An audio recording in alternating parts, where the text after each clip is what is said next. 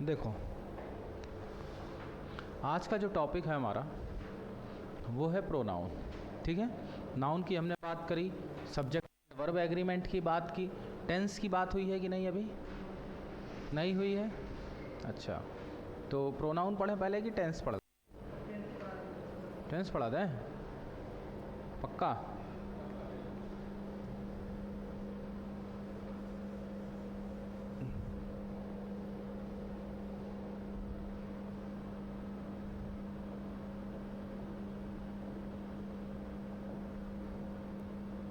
आज का जो टॉपिक है वो टेंस है।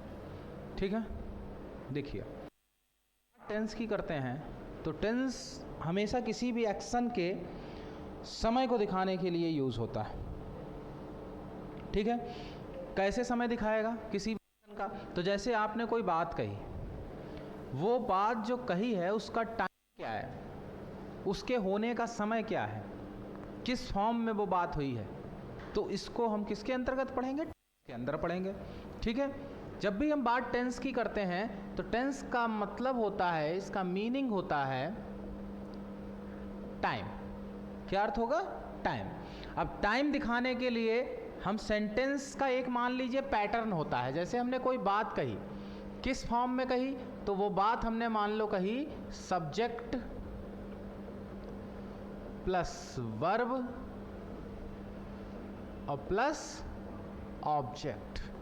क्लियर? इस फॉर्म में कोई भी बात कही तो मान लो कि ये क्या है? सेंटेंस है। अब ये जो सेंटेंस है,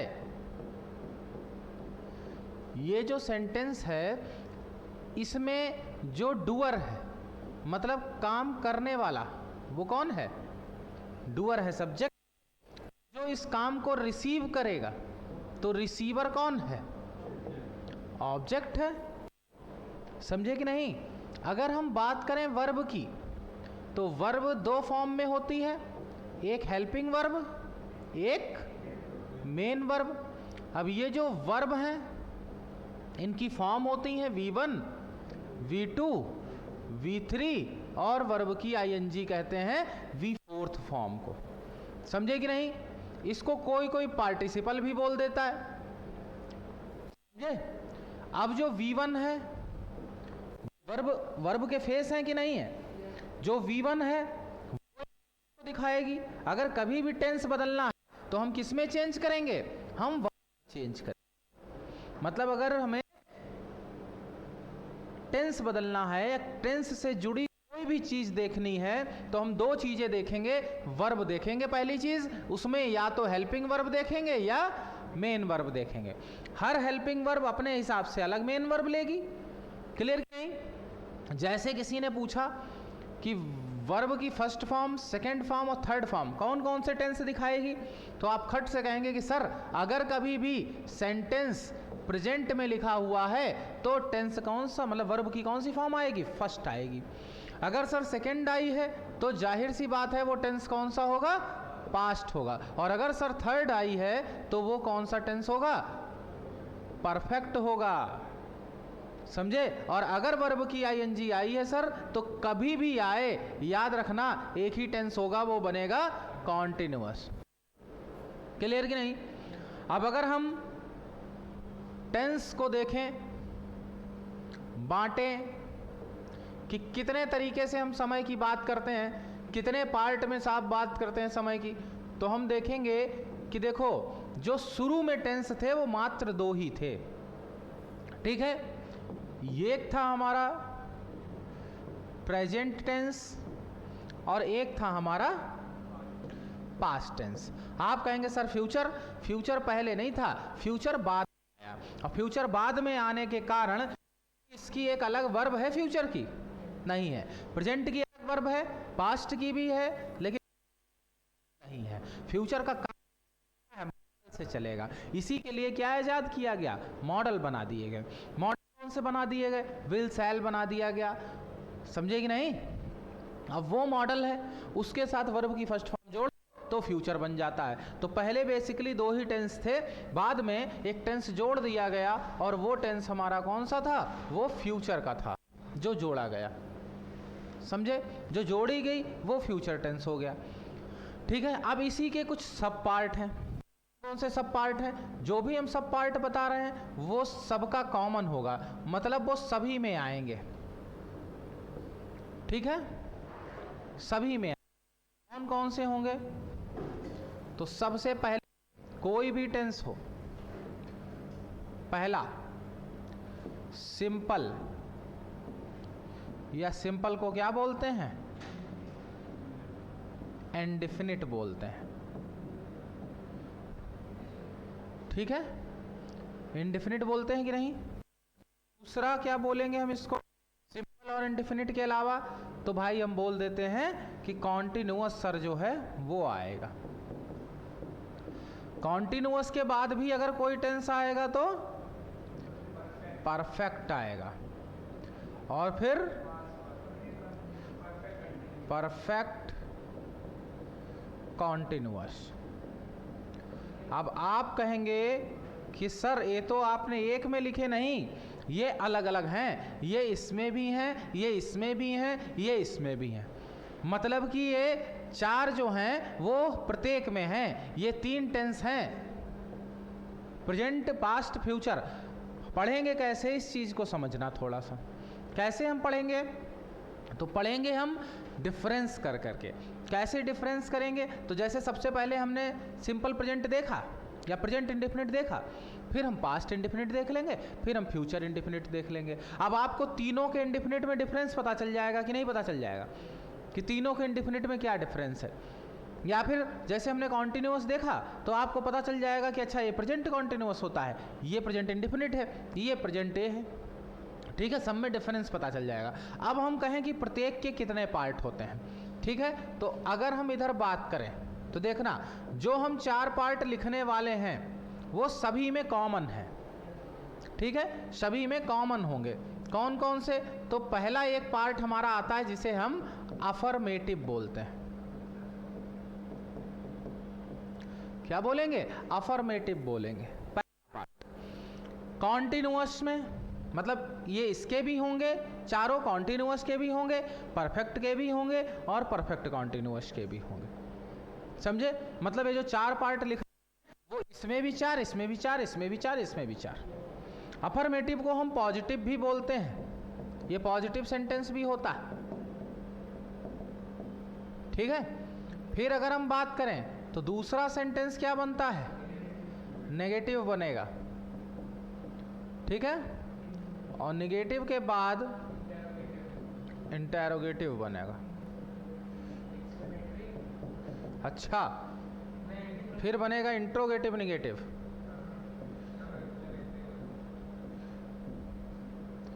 इंट्रोगेटिव एंड हाँ क्वेश्चन मार्क वाला। ठीक है, इस तरह के सेंटेंस प्रत्येक में बनेंगे। इस ग्राफ को बना लीजिए, फिर हम स्टार्ट करते हैं अपनी कहानी। ये बेसिक था टेंस का। टेंस का मतलब है, हाँ ये हमने बताया था कि जब टेंस स्टार्ट, तो टेंस का मतलब होता है टाइम। ठीक है, हिंदी में इसको कहते हैं काल। ठीक, एक सेंटेंस का पैटर्न है subject verb object. Subject sentence का डूअर होता है, कर्ता, काम को करने वाला। Verb, helping verb, main verb दो तरीके से बढ़ती है। दोनों प्रेजेंट को डिसाइड करेंगी, पास्ट को डिसाइड करेंगी, फ्यूचर को। मतलब अगर कभी भी किसी का टेंस डिसाइड करना है या टेंस में बदलना है या टेंस देखना है तो हम सिर्फ एक चीज़ देखेंगे, और वो क्या है? वर्ब है। किसी भी सब्जेक्ट की, मतलब किसी भी सेंटेंस की वर्ब बदल देंगे तो हम टेंस बदल देंगे। समझे कि नहीं? फिर हमने कहा कि ऑब्जेक्ट जो है वो रिसीवर है, जिसके लिए एक्शन किया जा रहा है, जिस पे किया जा रहा है। ठीक, फिर हमने कहा वर्ब की first form, second form, third form. एक क्लासिफिकेशन है किसका? वर्ब का। फर्स्ट फॉर्म हमेशा प्रेजेंट को रिप्रेजेंट करेगी, सेकंड फॉर्म पास्ट को, थर्ड परफेक्ट को, आई कॉन्टिन्यूअस को। तो आप कहेंगे सर फ्यूचर, तो अभी हम बताएंगे फिर फ्यूचर कैसे। इतना नोट।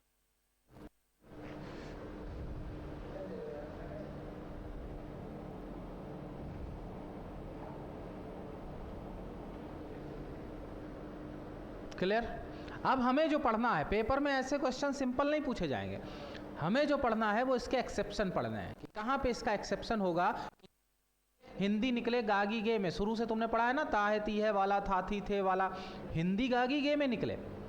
लेकिन इंग्लिश में कुछ और हो कि पढ़ेंगे कुछ और, बनाएंगे कुछ और। क्वेश्चन पूछा जाता है कौन सी ऐसी चीजें जो हमेशा प्रेजेंट में रहेंगी, कौन सी ऐसी चीजें जिनका कभी टेंस बदल नहीं सकता। तो ये सारी चीजें हमें जो है उस देखनी।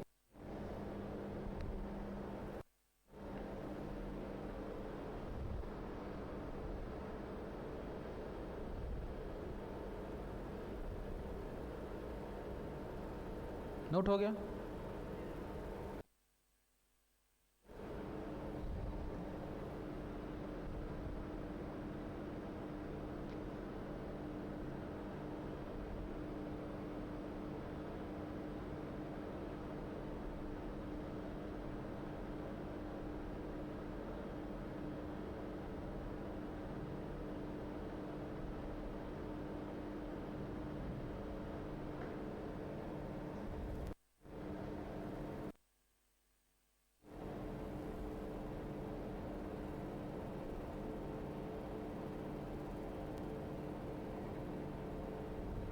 चलो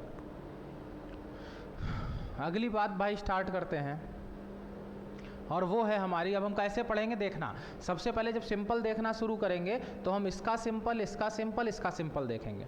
तीनों के सिंपल में डिफरेंस जान जाओगे कि कैसे इंडेफिनिट तीनों के बन रहे हैं। फिर जब हम कॉन्टिन्यूअस देखेंगे तो तीनों का कॉन्टिन्यूअस देखेंगे, परफेक्ट देखेंगे तो तीनों का परफेक्ट देखेंगे। बस इसके परफेक्ट को present perfect, past perfect, future perfect, और परफेक्ट कॉन्टिन्यूअस तो सबका। ठीक है भाई, आगे बढ़ें।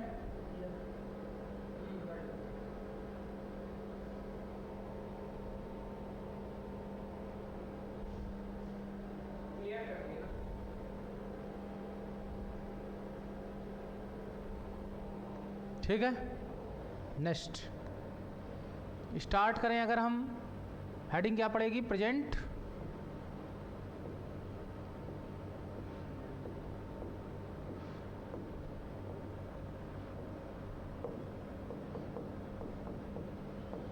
Present indefinite.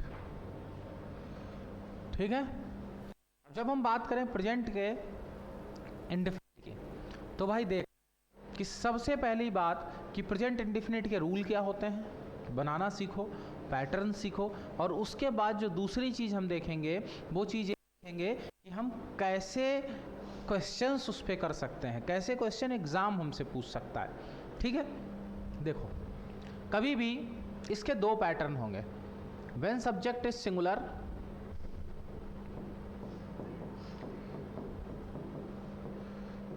When subject is singular, और एक आएगा व्हेन सब्जेक्ट इज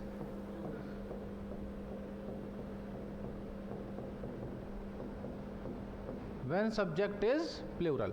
कि एक तो जब सब्जेक्ट सिंगुलर हो और दूसरा जब सब्जेक्ट प्लूरल। सिंगुलर सब्जेक्ट कौन कौन से होते हैं, हम कुछ प्रोनाउन लिखते हैं कि मान लो ही, सी, इट, या कोई भी नेम।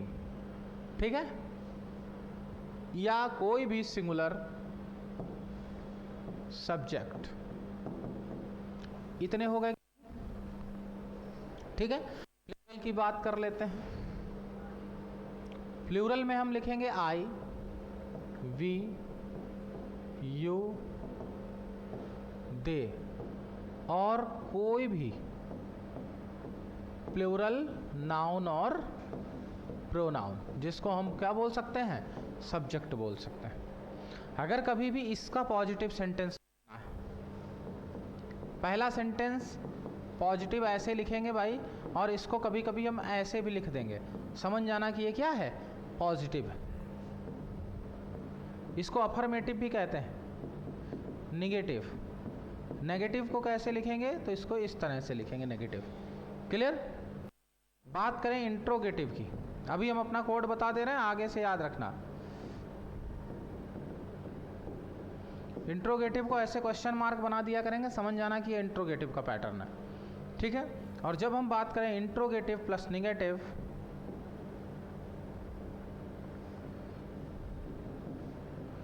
इंट्रोगेटिव एंड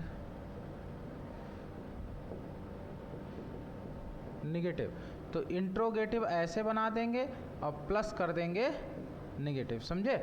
इस तरह से इसको दर्शा देंगे। चलो शुरू करते हैं। हमेशा यस फॉर सब्जेक्ट, वर्ब की फर्स्ट फॉर्म, ठीक है, यस, ईएस और आईईएस, इसमें से कोई एक सिंगुलर बनने के लिए वर्ब लेगी। वर्ब कैसी आएगी?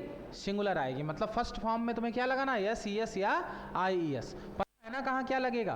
पढ़ाया है तुम्हें सब्जेक्ट वर्ब एग्रीमेंट में कि कहाँ यस लगाते हैं, कहाँ ईएस लगाते हैं और कहाँ आईईएस लगाते हैं। फिर हम बात करें नेगेटिव की। नेगेटिव सेंटेंस में क्या करते हैं? तो सब्जेक्ट प्लस डज क्या लग जाएगा?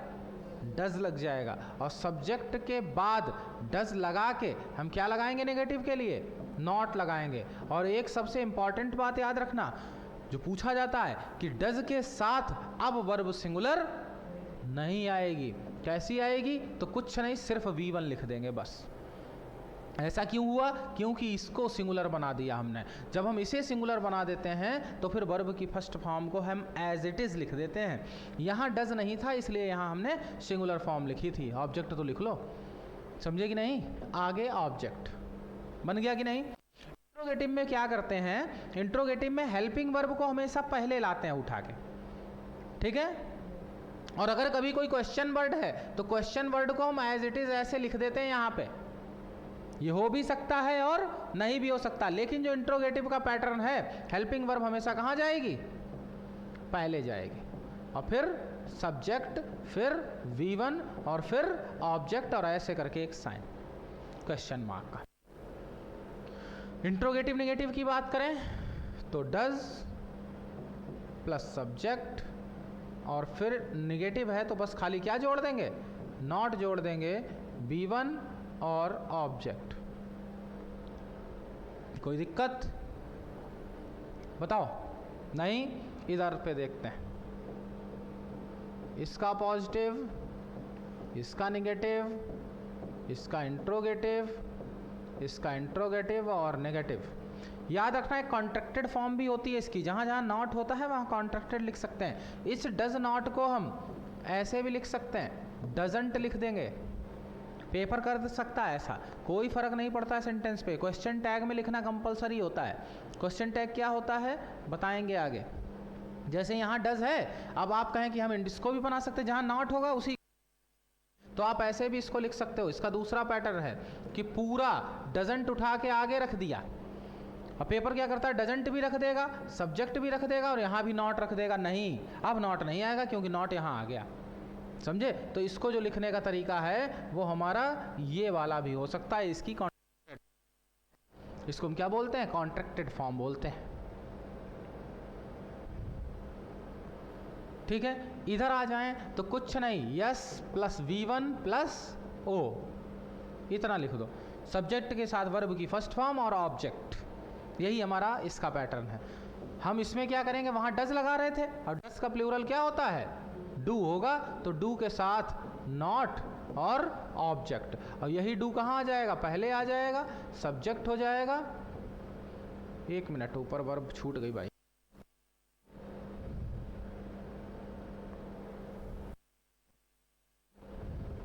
वर्ब की फर्स्ट फॉर्म और फिर ऑब्जेक्ट। नीचे डू सब्जेक्ट प्लस वर्ब की फर्स्ट फॉर्म प्लस ऑब्जेक्ट और क्वेश्चन मार्क। इधर पे क्या करेंगे? Do plus subject plus not plus verb की फर्स्ट फॉर्म प्लस ऑब्जेक्ट, ठीक है? जब इसकी हम कॉन्ट्रैक्टेड फॉर्म बनाएंगे तो कॉन्ट्रैक्टेड फॉर्म लिख भी लो, कॉन्ट्रैक्टेड फॉर्म। बात करें कॉन्ट्रैक्टेड फॉर्म की तो कॉन्ट्रैक्टेड फॉर्म में हम डोंट पूरा आगे लगा देंगे, और डोंट लगा के subject plus B1 plus object. बात सेम ऊपर वाली ही लिखी है, बस लिखने का तरीका थोड़ा सा चेंज। नोट कर लीजिए इतना, और दोनों के पैटर्न ध्यान से देख लीजिए। आने वाले हैं क्वेश्चन कैसे और क्या आएगा इस पे।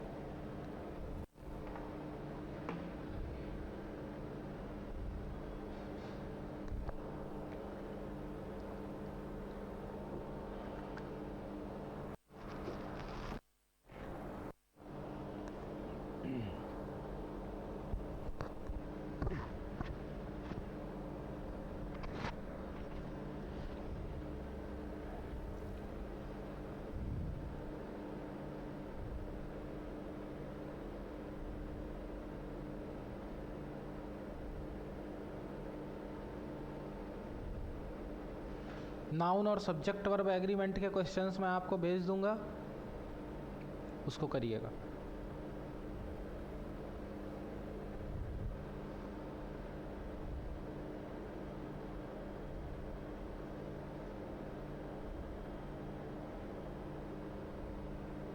हो गया? ठीक है।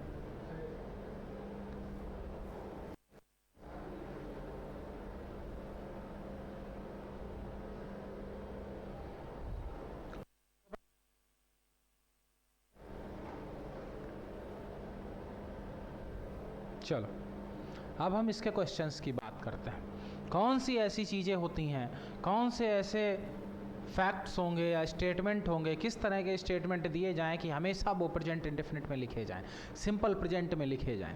ठीक है, तो हमेशा याद रखना कि सम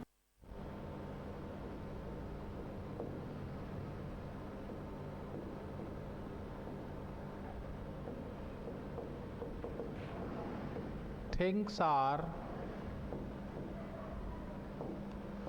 always in present indefinite। ठीक है, कुछ चीज़ें होंगी जो हमेशा किस में होती हैं, प्रेजेंट के इंडेफिनिट में होती हैं। कौन कौन सी वो चीज़ें होती हैं देखेंगे कि सबसे पहले तो कुछ रूटीन एक्शन। अब रूटीन एक्शन में क्या क्या आता है, तो एक आएगा रेगुलर एक्शन, फिर हमारा आएगा irregular action,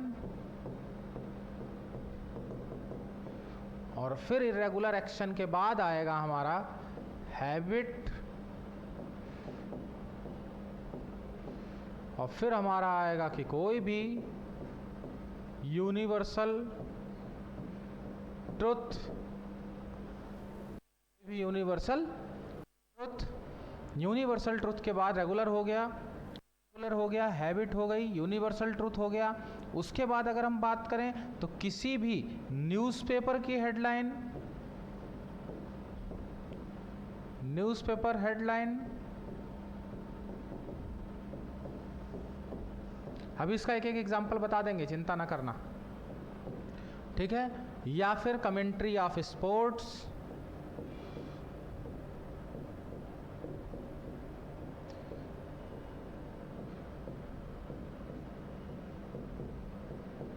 commentary of sports, या फिर नियर फ्यूचर प्लान।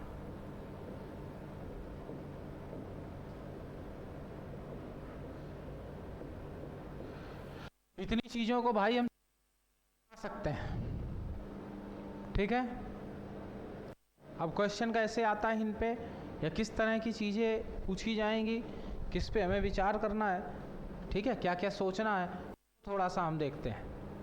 जैसे मैंने बोल दिया रेगुलर एक्शन की अगर हम बात करें, तो जैसे किसी ने तुमसे कहा कि आई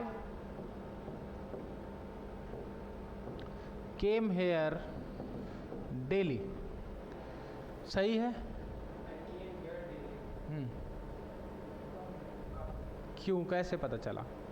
पहले तो ये कैसे पता चला कि ये रेगुलर एक्शन है, क्योंकि आगे डेली जुड़ा हुआ है। ठीक है, तो हम क्या करेंगे यहाँ पे,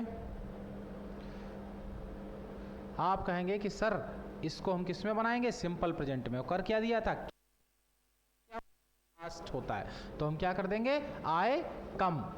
अभी देखो सब्जेक्ट है, वर्ब की फर्स्ट फॉर्म है, क्या हो गया, सिंपल हो गया कि नहीं हो गया? हो गया ना। अगर हम कहें इर्रेगुलर एक्शन, तो इर्रेगुलर एक्शन जैसे मैंने कहा कि अर्थक्वेक,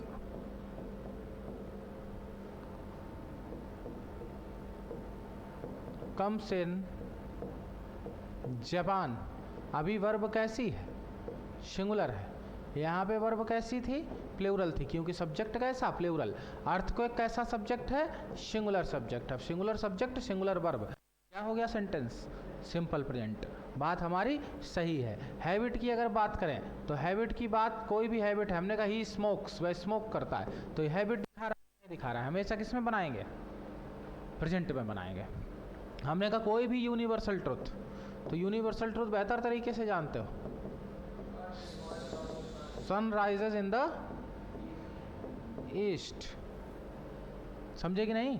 क्या दिखा रहा है वर्ब? सिंपल प्रेजेंट दिखा रहा है। हमने कहा कोई भी न्यूज़पेपर की हेडलाइन, ठीक है, जैसे हमने कहा PM Modi science deal, verb कैसी?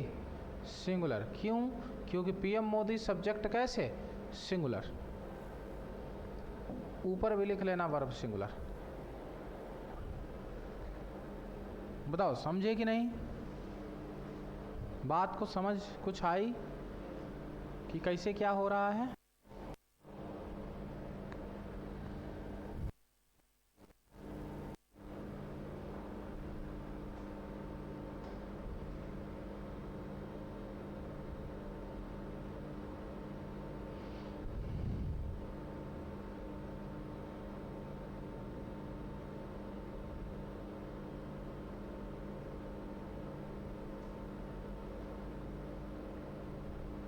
हो गया?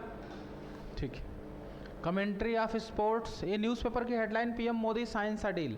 पीएम मोदी ने एक डील साइन की, यही तो है न्यूज़पेपर की हेडलाइन। लेकिन करी कब? पास्ट में की ना, तो छपा है।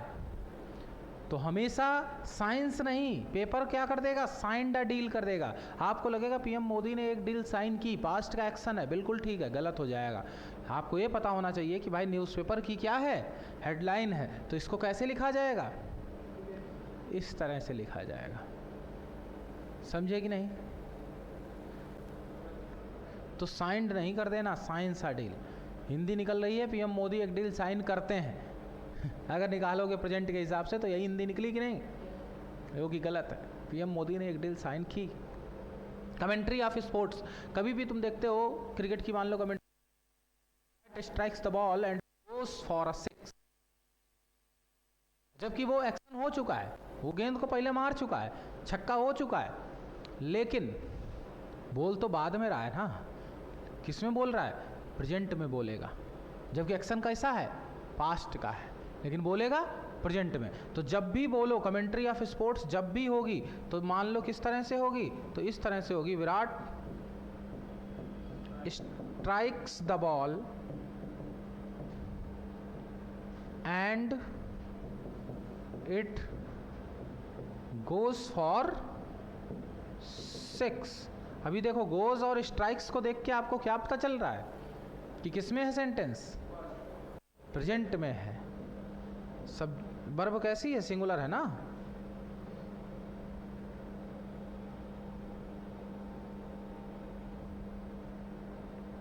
वर्ब कैसी? सिंगुलर। यहां वर्ब कैसी? सिंगुलर। ठीक है। प्लान, हमने कहा Modi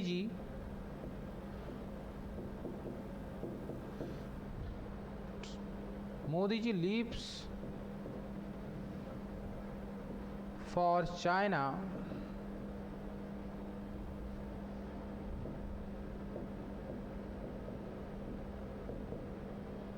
next week. Modi ji leaves for China next week. फिर से वर्ब कैसी? सिंगुलर। मोदी जी अगले हफ्ते चाइना जाएंगे, यही तो हुआ। तो मोदी जी अगले हफ्ते चाइना जाएंगे, इसकी ये हिंदी हुई। प्लान कैसा है? फ्यूचर का है कि नहीं? आपको लगेगा विल शैल लगा दें, आगे के निकल रहा है तो वो वाला रूल लगा दें, नहीं। किस में बनाएंगे? सिंपल के प्रेजेंट में बनाएंगे। समझ गए? ठीक।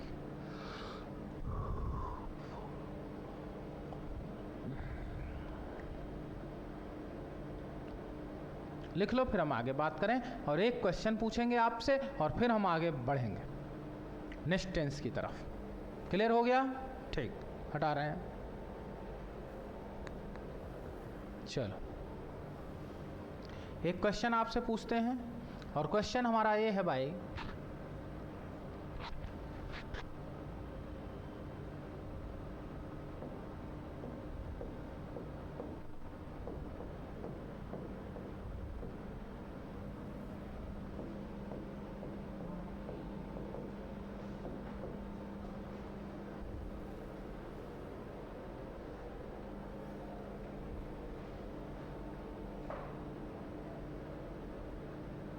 सही है कि गलत है, ये तुम्हारा टेस्ट है जो अभी तक पढ़ाया मैंने।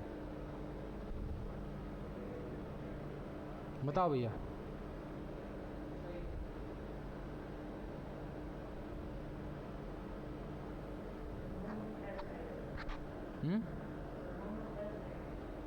क्या नहीं रहेगा? अच्छा, ही के साथ यस नहीं रहेगा? ही के साथ सिंगुलर नहीं आएगी, सिंगुलर सब्जेक्ट है। हैं? हाँ वेरी गुड। तो क्या रहेगा?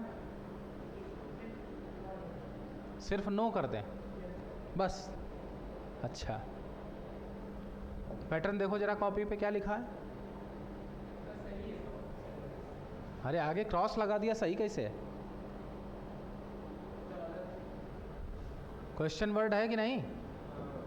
क्या डज कहीं दिखा तुम्हें? तब सिंपल नहीं लिखवाया है कि question word as it is जैसे का तैसा रख देंगे। व्हाट लिखा, अभी क्या लगाएंगे? डज लगाएंगे, फिर ही लगाएंगे, नो लगाएंगे, अबाउट मी। अभी सेंटेंस सही हुआ कि पहले सही था? हमने बोला ना इंट्रोगेटिव जब भी है हेल्पिंग वर्ब पहले आएगी निकल के बाहर। अगर ये आई वी यू होता तो डू लग जाता आगे, लगता कि नहीं? लगता ना। चलो एक और क्वेश्चन, दिमाग लगाइए थोड़ा सा। आई डोंट नो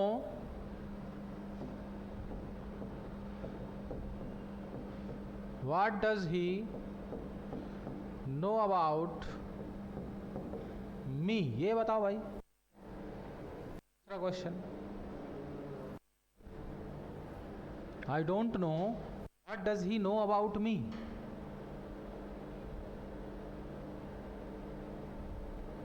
फिर नहीं बता पाओगे। क्यों?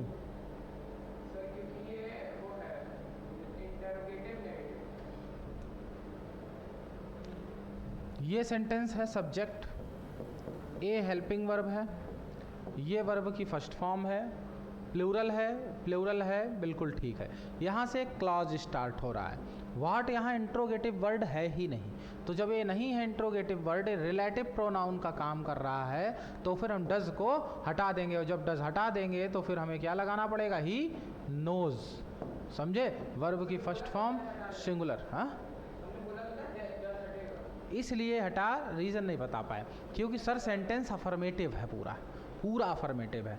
जब हम कभी इंट्रोगेटिव बनाते हैं सेंटेंस को तो या तो स्टार्टिंग से बनाएं, हम 20 से इंट्रोगेटिव नहीं बना सकते। सेंटेंस देखो सेम लिख दिया मैंने, वहाँ वो क्यों चेंज हो गया? क्योंकि डायरेक्ट क्वेश्चन था, यहाँ क्वेश्चन नहीं है। हिंदी में कह के देख लो, हमने तुमसे कहा तुम क्या जानते हो मेरे बारे में, क्वेश्चन किया मैंने तुमसे, लेकिन मैंने आपसे बोला कि मैं नहीं जानता कि तुम मेरे बारे में क्या जानते हो। हमने तुमसे कुछ पूछा? नहीं पूछा, हमने तो एक बात कही ना अपनी। समझे? इसलिए हमने डज हटाया। देखो इसी इंट्रोगेटिव का साइन फुल स्टॉप दिया था कि कहीं तुम डज को लगा ना दो आगे, तब तुम्हें हिंट सर इंट्रोगेटिव नहीं है तो डज हट जाएगा। पॉजिटिव अफर्मेटिव के पैटर्न नहीं लिखेंगे, लिख देखो सब्जेक्ट कैसा था? सिंगुलर, वर्ब कैसी? सिंगुलर, अबाउट क्या? प्रीपोजिशन, मी क्या? Prepositional object. देखो मी क्या है? प्रीपोजिशनल ऑब्जेक्ट है, अबाउट क्या है? प्रीपोजिशन है। आगे बढ़ें? ठीक है, बात करेंगे सिंपल पास्ट की। किसी की प्रेजेंट में कोई दिक्कत नहीं? हेडिंग डाल लीजिए simple past. Simple past, simple past का पॉजिटिव, निगेटिव, इंट्रोगेटिव और इंट्रोगेटिव।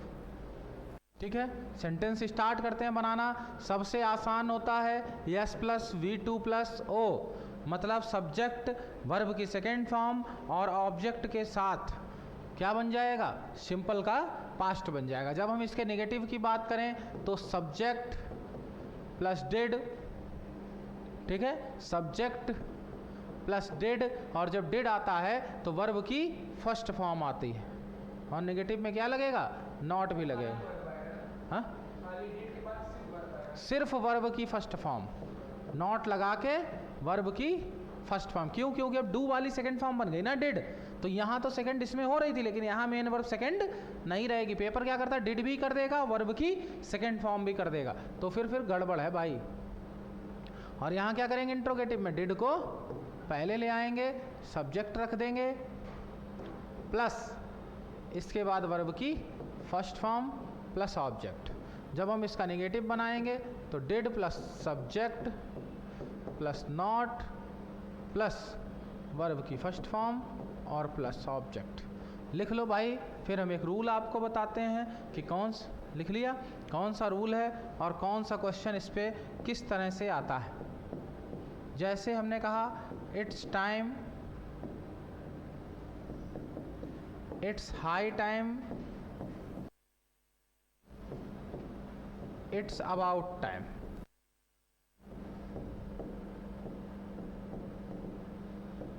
ठीक है, कुछ शब्द हैं, ये 3 शब्द हैं। क्या शो करते हैं? All words are showing the meaning of appropriate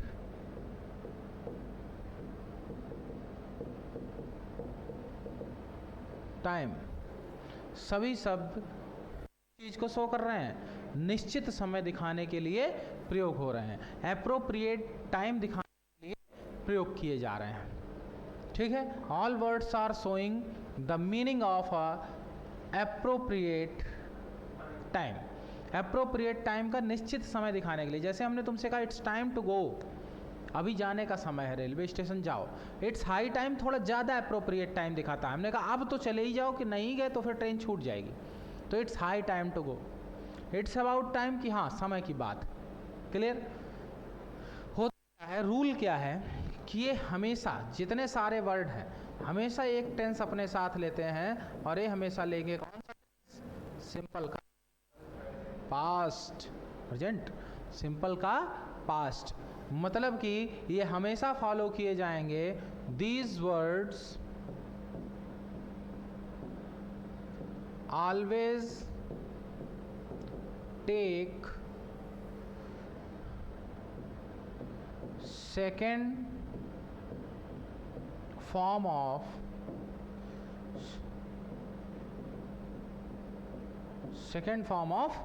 main verb, या ये कह लें कि simple past tense.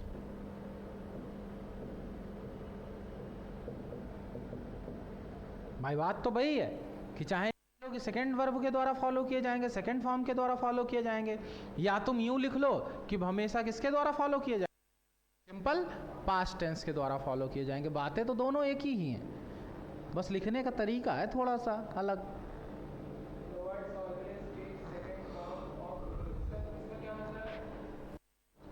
These words always take second form of main verb। ये हमेशा मेन वर्ब की सेकंड फॉर्म लेते हैं अपने बाद। जब भी ये शब्द से सेंटेंस स्टार्ट है तो वर्ब की सेकंड फॉर्म। अभी मतलब पता चल जाएगा, एग्जाम्पल पूछ रहे हैं, क्वेश्चन पूछेंगे तुमसे, बिना क्वेश्चन, इसका क्वेश्चन यहाँ लिख दें, ठीक। एग्जाम्पल,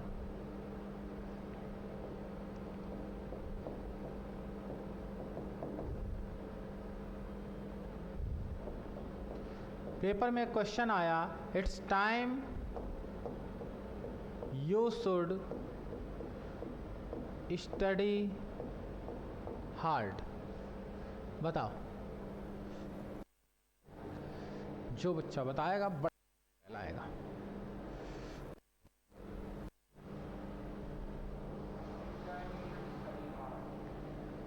हाँ, सामने पूरी बात लिखी हुई है, आंसर लिखा है सामने, बस तुम्हें खाली पुट करना है।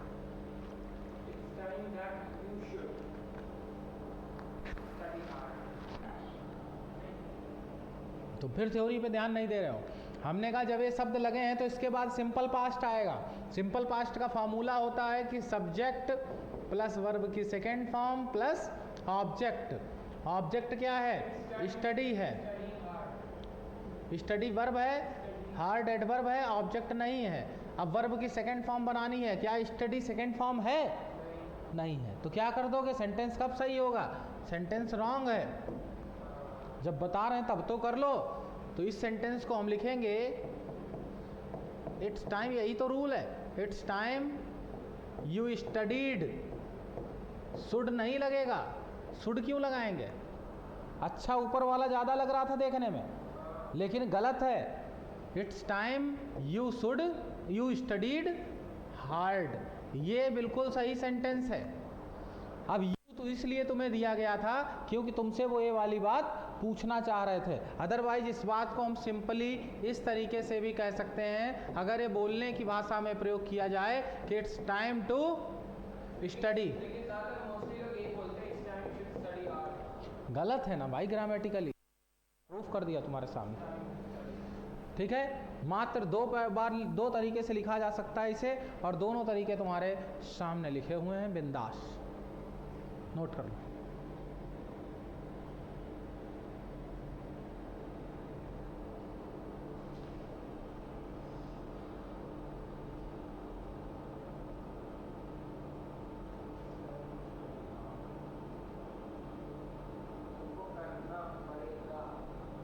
हमने कहा ये उचित समय है कि पढ़ लो, ये कहा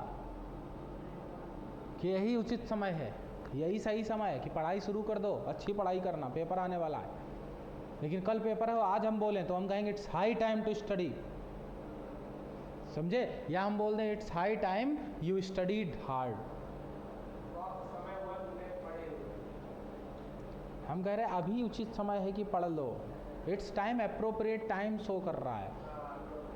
हाँ, हमने कहा it's time you went to railway station, you should go नहीं, you went to railway station. हमने कहा अभी उचित समय है कि तुम्हें निकलना चाहिए, अभी समय हो गया है, तुम्हें निकलना चाहिए रेलवे स्टेशन के लिए, यही उचित समय है। समझे कि नहीं? हटा, आगे करें बात। ठीक, क्लियर हो गया ये? नेक्स्ट बात करें तो बात ये है कि जो हमारे हमने आपको डू और डिड, डू डज और डिड, ये हेल्पिंग वर्ब हैं, मानते हो कि नहीं? These are helping verb. क्या ये कभी अफर्मेटिव सेंटेंस में काम करेंगी? अभी हमने जो पैटर्न आपको लिखवाया उसमें ये नेगेटिव में काम कर रही थी और इंट्रोगेटिव में काम कर रही थी। क्या अफर्मेटिव में करेंगी ये कभी काम? पॉजिटिव सेंटेंस में आएंगी? चलो, these helping verb can be used in affirmative sentence। अभी मैं आपको बता रहा हूं कि कैसे आएंगी, बिल्कुल आएंगी। ठीक है, and works as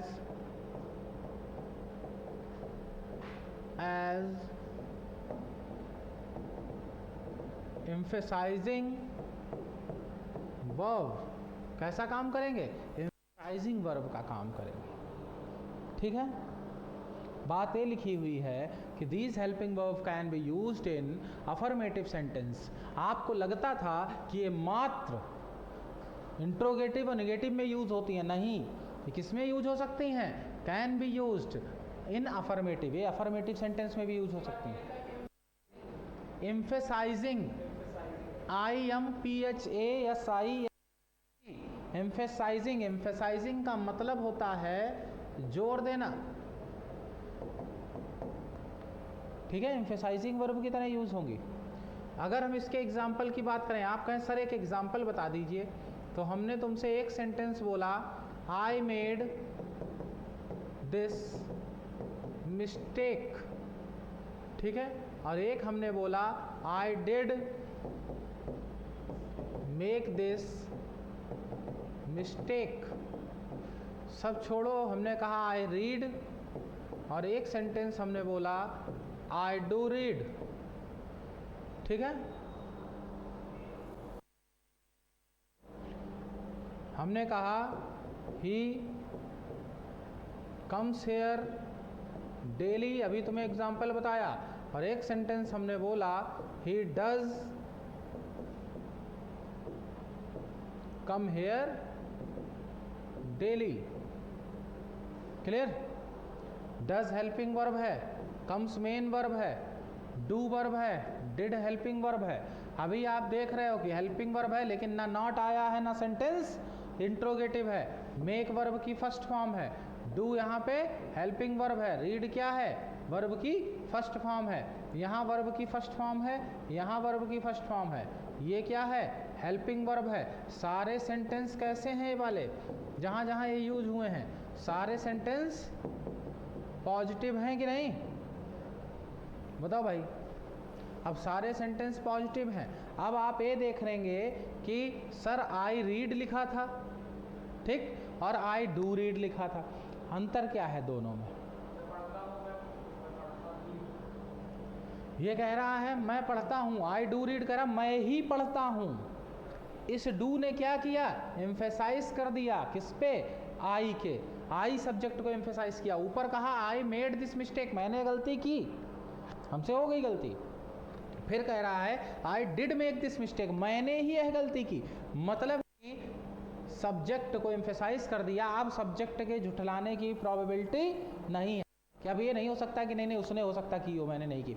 अब वो कह रहा है दावे के साथ, उसने कह दिया कि मैंने ही की, मतलब कि अब ये हैंस प्रूव्ड वाला मामला है।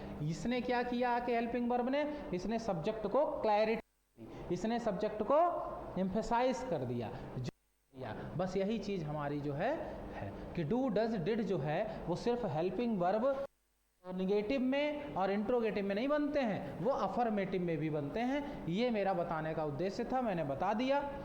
आगे बढ़ते हैं। इतने में कोई समस्या हो तो पूछो, किसी तरह की किसी को कोई समस्या है तो प्लीज आस्क। ठीक, क्वेश्चन बताएं। हाँ, अब वो अभी बात करेंगे, अब तो हो गई ना वो बात।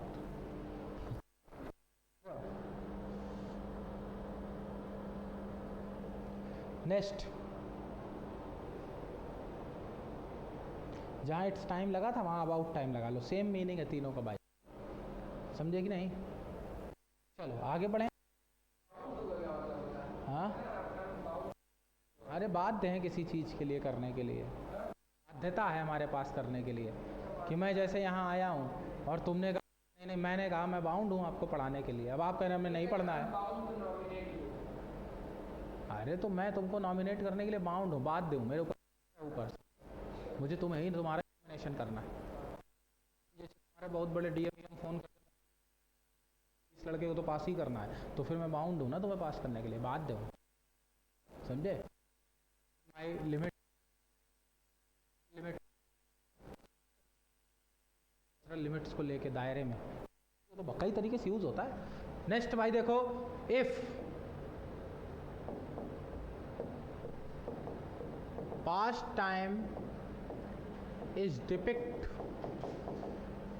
इन एनी सेंटेंस, ठीक है,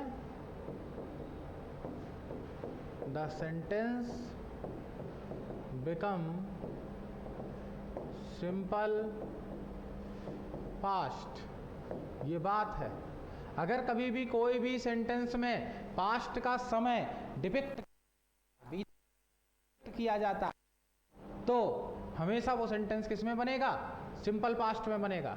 एक छोटा सा एग्जाम्पल, हमने कहा I have come here yesterday, clear? दूसरा, I have passed the exam in 1997।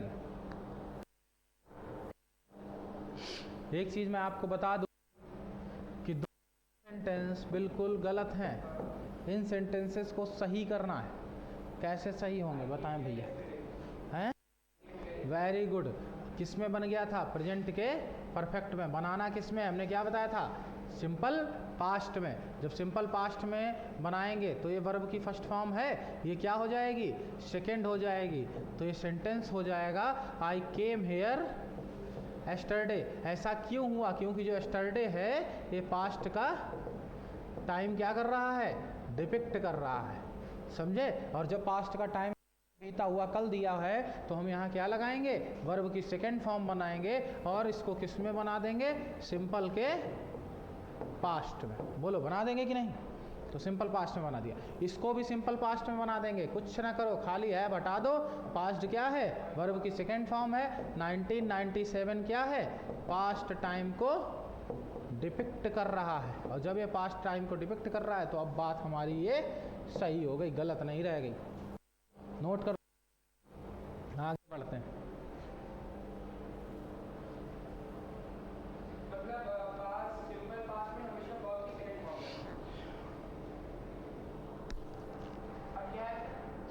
अब सिंपल फ्यूचर, तीनों सिंपल देखेंगे ना। सिंपल प्रेजेंट देख लिया, सिंपल पास्ट देख लिया, अब हम देखेंगे सिंपल फ्यूचर। आगे बढ़ेंगे, सिंपल कॉन्टिन्यूस नहीं होता है, प्रेजेंट कॉन्टिन्यूस, पास्ट कॉन्टिन्यूस। जब कॉन्टिन्यूस की बात करेंगे तो सब कॉन्टिन्यूस की, अभी सारे इंडेफिनिट खत्म हो जाएंगे। सिंपल फ्यूचर से क्वेश्चन खास आता नहीं है, इनसे क्वेश्चन आते हैं। सिंपल फ्यूचर का खाली पैटर्न जान लेना है तुम्हें बस, और कुछ नहीं। गड़बड़ करती बात चल नहीं रहा है, क्या खा के आए हो, बस इसीलिए नहीं चल रहा है कि नहीं। सिंपल फ्यूचर, सिंपल फ्यूचर का पहला पैटर्न कि सिंपल फ्यूचर बनाने के लिए तुम हमेशा एक चीज़ याद रखना, मॉडल प्लस V1। मॉडल कौन से होते हैं, तो विल और शैल मॉडल हमेशा क्या बनाएंगे, सिंपल फ्यूचर बनाएंगे। इसके पॉजिटिव बनाने का तरीका,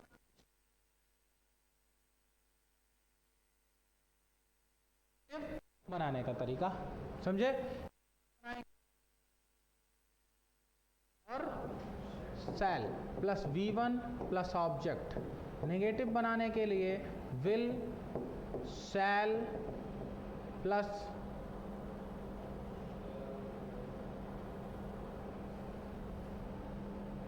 not plus V1 plus object.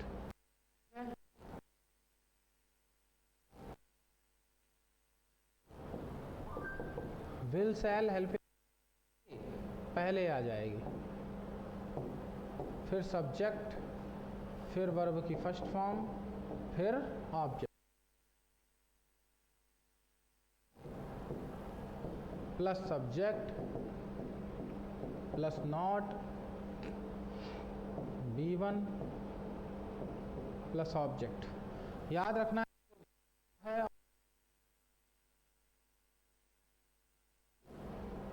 और सेंट भी लिख सकते हैं, वांट और सेंट भी लिख सकते हैं। सेल नॉट को सेंट लिख देते हैं कॉन्ट्रैक्टेड फॉर्म में, और जब ये लिख देंगे तो बाद वाला नॉट नहीं आएगा।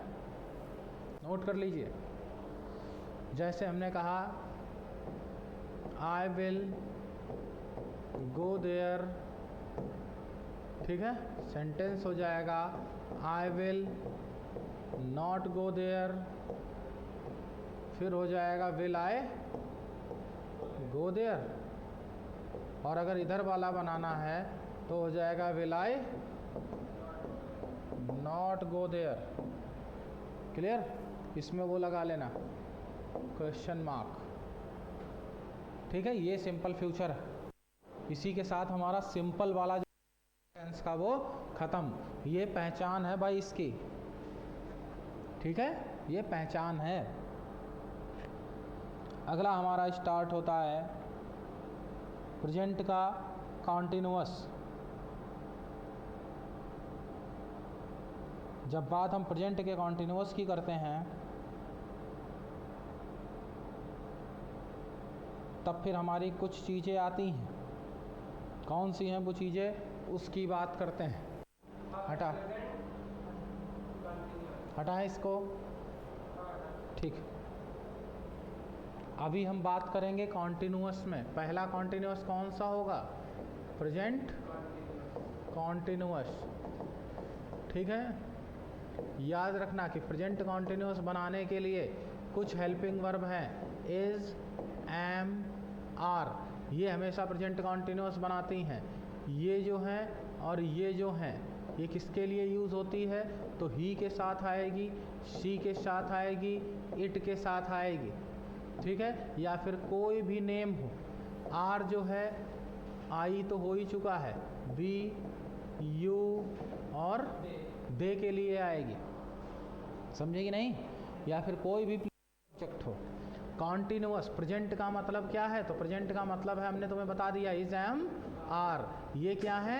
हेल्पिंग वर्ब है, किसकी? प्रेजेंट की। और कॉन्टिन्यूअस का मतलब है वर्ब की आईएनजी फॉर्म। दोनों को प्लस कर दो, हेल्पिंग वर्ब हो गई प्लस क्या हो गया? मेन वर्ब हो गई, बोलो ना, ठीक है, पैटर्न बन गया।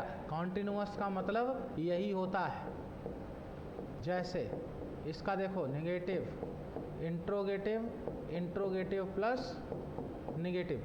बात अगर हमने इसकी सेंटेंस की करी तो सब्जेक्ट के साथ जैसी उसका सब्जेक्ट है उसी हिसाब से इज, एम, आर सेलेक्ट कर लेंगे और फिर हम उसके आगे क्या कर देंगे? वर्ब की आईएनजी फॉर्म रख के ऑब्जेक्ट लगा देंगे।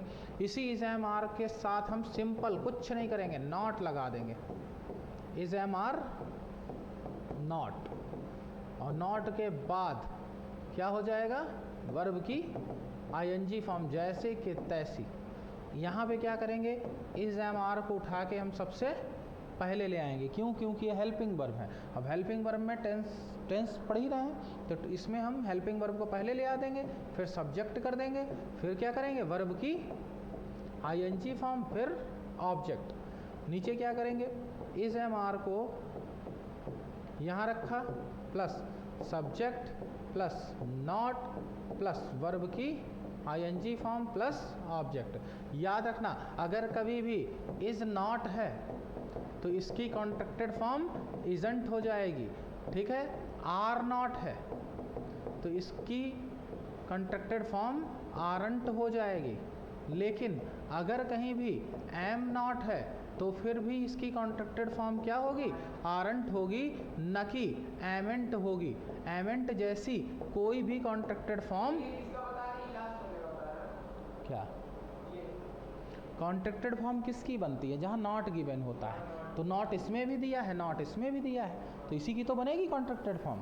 तो हम एक चीज़ बता रहे हैं इंपॉर्टेंट, कि बच्चे क्या करते हैं, जैसे मान लो एम नॉट है तो इसकी कॉन्ट्रैक्टेड फॉर्म से एमेंट कर देते हैं, जबकि एमेंट नहीं होती। अगर हमें एम नॉट की कॉन्ट्रैक्टेड फॉर्म चाहिए, काम नहीं बन रहा है, तो फिर हम आरंट का प्रयोग करते हैं।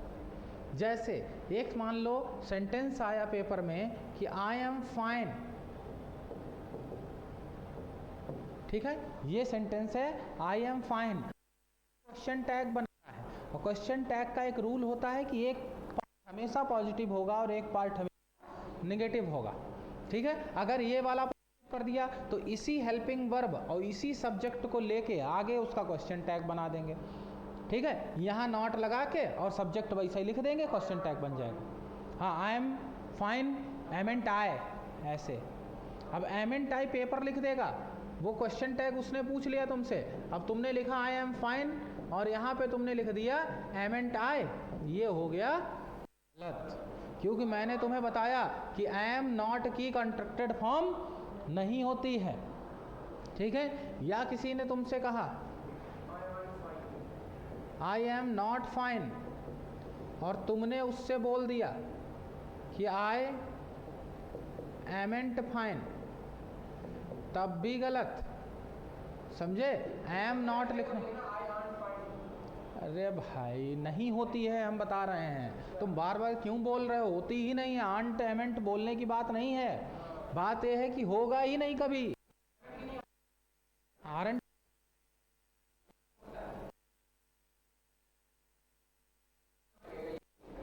बता तो रहे हैं कि जैसे ये लिखा है तुमने एमेंट, तो हम ऐसे लगा देंगे आई एम फाइन, ठीक है। अब आपको क्वेश्चन टैग चाहिए और क्वेश्चन टैग का नियम है कि यही वर्ब लगाते हैं, तो फिर इस जगह पे तुम आई के लिए, आई सब्जेक्ट के लिए क्या लगा दोगे? आर लगा दोगे। कोई पूछे कि आई के साथ कभी आर लग सकता है, इस सीन में लग जाएगा, बस एमेंट आई लिखा, समझ गया अभी। तो ये बड़ी कहानी होती है, एक पता नहीं है किसी को जल्दी। ठीक है, जानना इस बात को बड़ी बात है। आगे बढ़ें।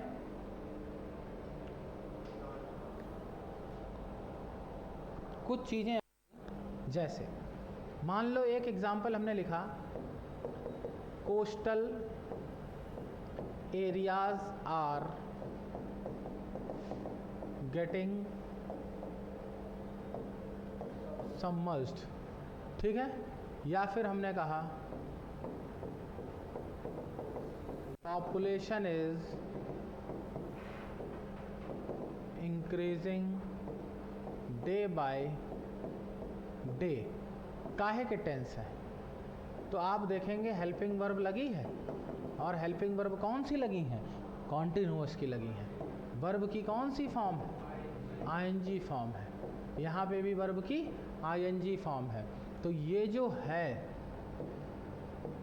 नेचुरल, ठीक है, phenomena are always in continuation and written in present continuous tense। ऐसे नेचुरल फेनोमेना को हम हमेशा किस में लिखेंगे, प्रेजेंट कॉन्टिन्यूअस टेंस में लिखेंगे। क्यों लिखते हैं, क्योंकि ये चीज़ें हमेशा किस में रहती हैं, कंटिन्यूएशन में रहती हैं। ठीक है, एक क्वेश्चन तुमसे पूछते हैं कि बताना भाई, ठीक है, मैंने एक क्वेश्चन दिया, my father is, previous year का question, my father is working in a bank and my brother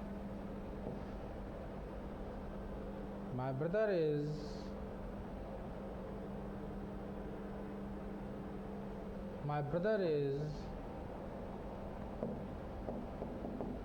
going to school। Previous memory आपकी हम थोड़ा सा चेक करना चाह रहे हैं, इसलिए मैंने आपको ये क्वेश्चन दिया।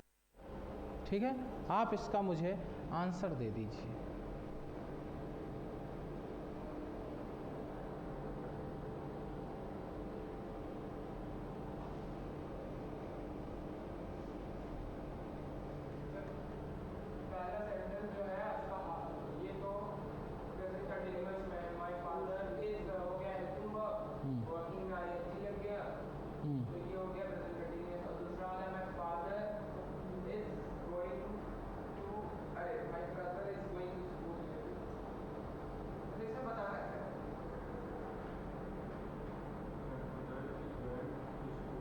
गलत है सेंटेंस,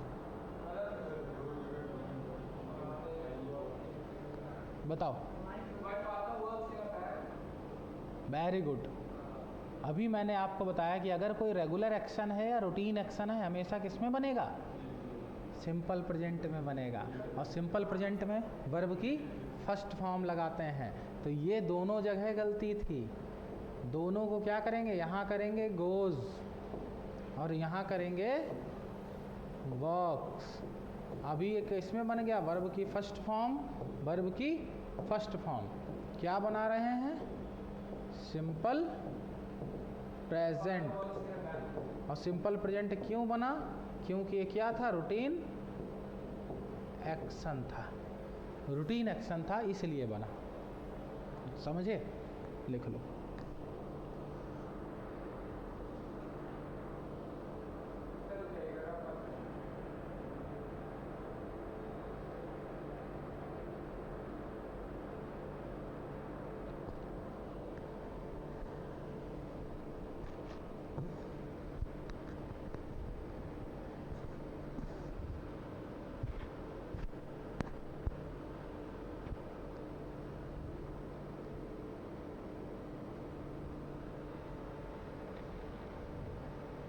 नेक्स्ट टेंस की अगर बात करें हम, तो अब इसके बाद कौन सा आएगा, पास्ट का कॉन्टिन्यूअस टेंस। ठीक है, क्वेश्चन जिस तरीके के जहाँ से पूछे जाते हैं मैं उसको तुम्हें बता रहा हूँ। ठीक, हटा रहा हूँ इसे। हो गया?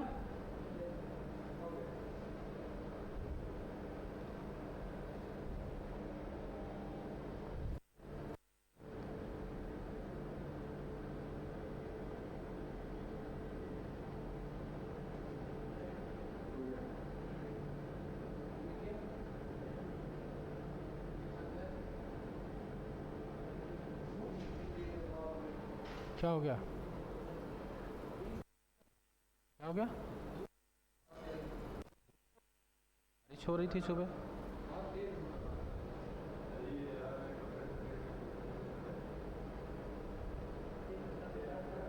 अभी तो बारिश हो रही थी सुबह जब मैं निकला।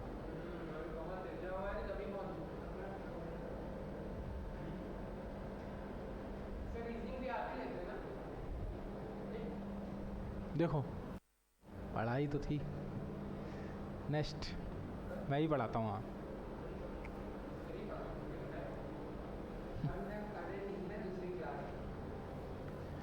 चलो, बात कर रहे हैं पास्ट के कॉन्टिन्यूअस की।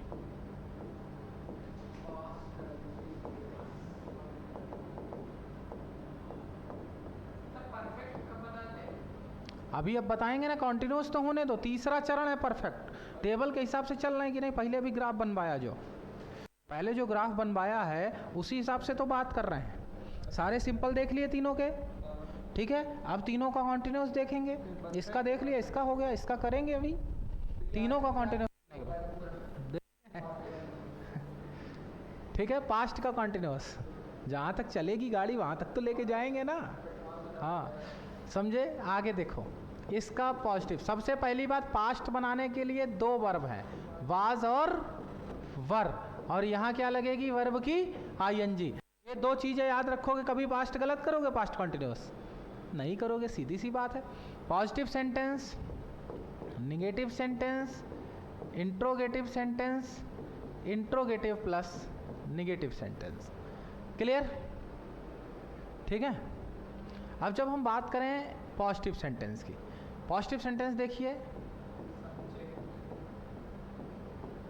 Subject plus was were plus, ठीक है, subject plus was were plus verb की आईएनजी फॉर्म। थर्ड, तुम्हारा नींद में हो लग रहा है। वर्ब की आईएनजी फॉर्म प्लस ऑब्जेक्ट। फिर देखो, subject plus was were plus इनके साथ क्या आ जाएगा? नॉट आ जाएगा नेगेटिव में। और फिर से वर्ब की आईएनजी फॉर्म प्लस ऑब्जेक्ट। इधर वाज वर पहले आ जाएगी। थर्ड फॉर्म में ईडी फॉर्म होती है, बताएंगे अभी। वो परफेक्ट में आती है, परफेक्ट बनाने के लिए। जहाँ जहाँ कॉन्टिन्यूस है वहाँ वहाँ आईएनजी है। गांठ बांध लो इस चीज़ के लिए। हाँ, फिर बस ठीक है। वाज वर कंटिन्यूएशन दिखाना है तो आईएनजी लगाना पड़ेगा। वर्ब की ING form plus object, was were plus object plus not plus verb की ING form plus object. Clear? ये हो गया हमारा क्या? पास्ट का कॉन्टिन्यूअस। अब हम बात करते हैं कि क्वेश्चन कहाँ से पूछा जाता है इस पे। ये तो पैटर्न समझ गया ना? ठीक है, देखो, कभी भी आपने देखा है कि जैसे आपको लगता होगा कि वॉज किसके साथ आता है? ही के साथ, शी के साथ, इट के साथ, या कोई भी नेम हो, इन सब के साथ क्या आ जाएगा? वॉज आ जाएगा। आपको पता है वर कहाँ आता है? आई के साथ, वी के साथ, यू के साथ, दे के साथ, या कोई भी प्लूरल सब्जेक्ट हो। कभी आपने ये सुना है कि वर को हम इनके साथ लगा दें, ही के साथ लगा दें? अभी हम बता रहे, अभी बता रहे, परेशान ना।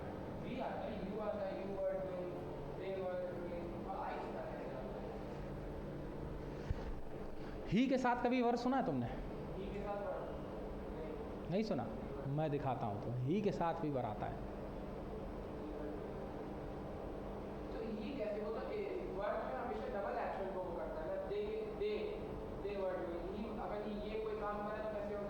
वर डबल एक्शन वैक्शन को नहीं, वो हमेशा पास्ट दिखाता है, समझे कि नहीं, पास्ट कंटिन्यूअस दिखाता है। और प्लूरल है तो प्लूरल है तो प्लूरल सब्जेक्ट के साथ नहीं आएगा।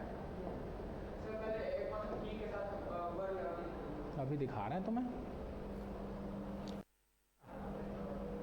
ठीक है। भैया को ही के साथ वर देख देखो, हमने कहा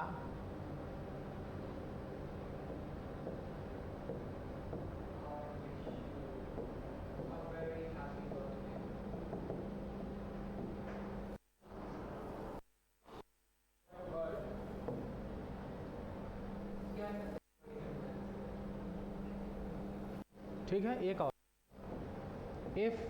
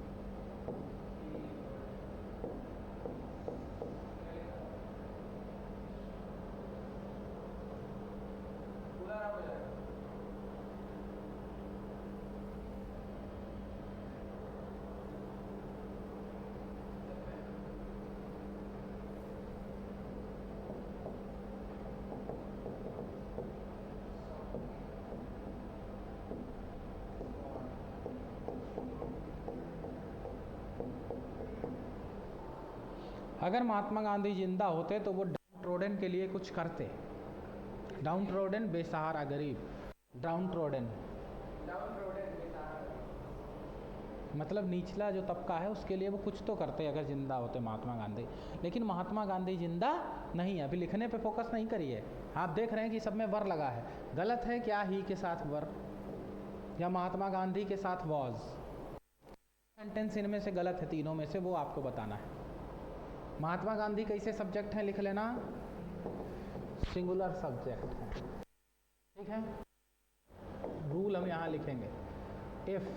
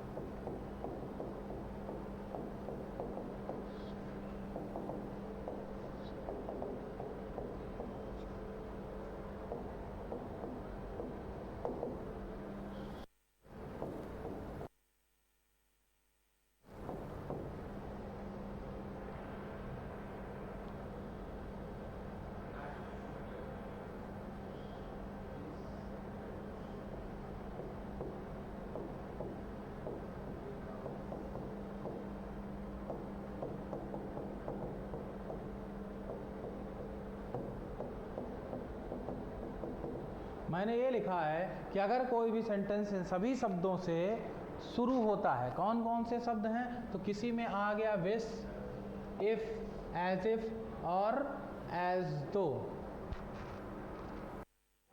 जैसे तुमने कहा, एक और सेंटेंस देख लो, इफ नहीं, ऐसे लिखो, ही स्पीक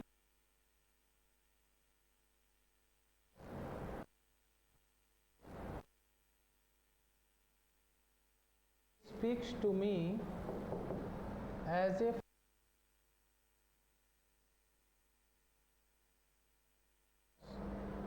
ठीक है, he was my boss। अभी बताइए सेंटेंस चारों में से कौन सा सही है कौन सा गलत है।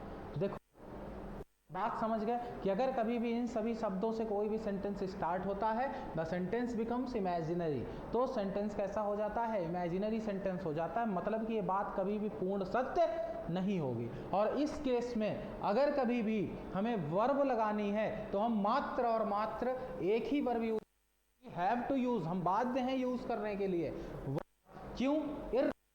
एनी सब्जेक्ट, सब्जेक्ट कोई भी हो, किसी भी सब्जेक्ट के रिस्पेक्ट में एक ही क्रिया आएगी, चाहे वो सब्जेक्ट सिंगुलर हो और चाहे वो प्लूरल हो। अब जैसे आप कहेंगे ही है, वर है, सेंटेंस बिल्कुल सही है। क्यों? क्योंकि इमेजिनरी है। I wish I were a bird, मेरी इच्छा है कि मैं चिड़िया होता, हो नहीं सकते हो, इमेजिनरी है कि नहीं। दूसरी चीज, आई इफ अगर मैं चिड़िया होता मैं उड़ता, if he were a bird, अगर वह चिड़िया होता तो वह उड़ सकता, वह उड़ चुका होता अब तक, न तो वो चिड़िया बन सकता है न वो उड़ सकता है। ही के साथ वर आया, सेंटेंस बिल्कुल सही है इस केस में।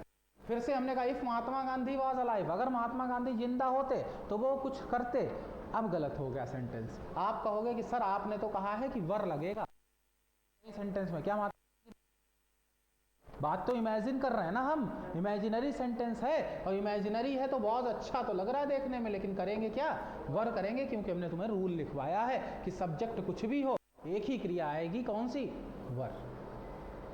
इफ से स्टार्ट है कि नहीं, कीवर्ड बता दिए तुम्हें कि इफ होगा, आई विश होगा, एज इफ होगा। हमने कहा भाई मुझसे ऐसे बात करता है जैसे मेरा बॉस हो, तो ही के साथ वॉज लगा हुआ, क्या लग रहा है देखने में, आपको लगेगा सही है, लेकिन समझ गए, he speak as if he were my boss, वह मुझसे ऐसे बात करता है जैसे कि वह मेरा, यहां से इमेजिन, जबकि बॉस है नहीं, वह सिर्फ बात ऐसे करता है, समझे। बस लिख लो, नोट कर लो और आगे लिखिए।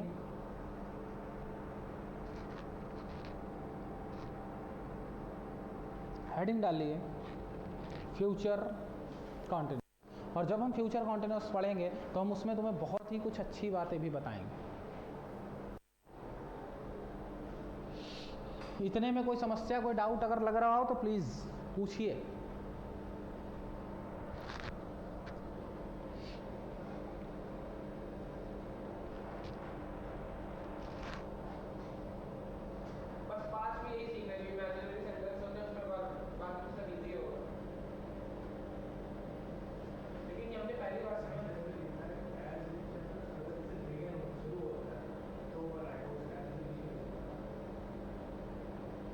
क्लॉज नहीं है, एक सेंटेंस खत्म भी तो हो गया उससे पहले उपवाक्य है वो, तो शुरू तो हुआ ना। लेकिन सर ये कैसे पॉसिबल हुआ? He speaks to me as if he were my boss. ये पॉसिबल ऐसे ही हुआ, किसी को नहीं पता होता है बच्चा, इसीलिए तुम कंपटीशन की तैयारी कर रहे हो तो तुम्हें कुछ अलग पता होना चाहिए कि नहीं। पेपर तुमसे यही पूछेगा, पेपर ये नहीं पूछेगा कि सिंगुलर सब्जेक्ट है तो सिंगुलर वर्ब, आज तक ही के साथ वाज आया है, वो ये नहीं पूछेगा कि वाज लगा दो।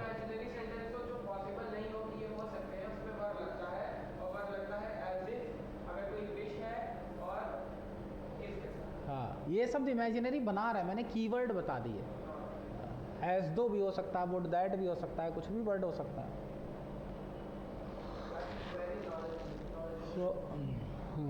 ठीक है, नेक्स्ट हटा रहे हैं, हेडिंग डालिएगा फ्यूचर कॉन्टिन्यूअस।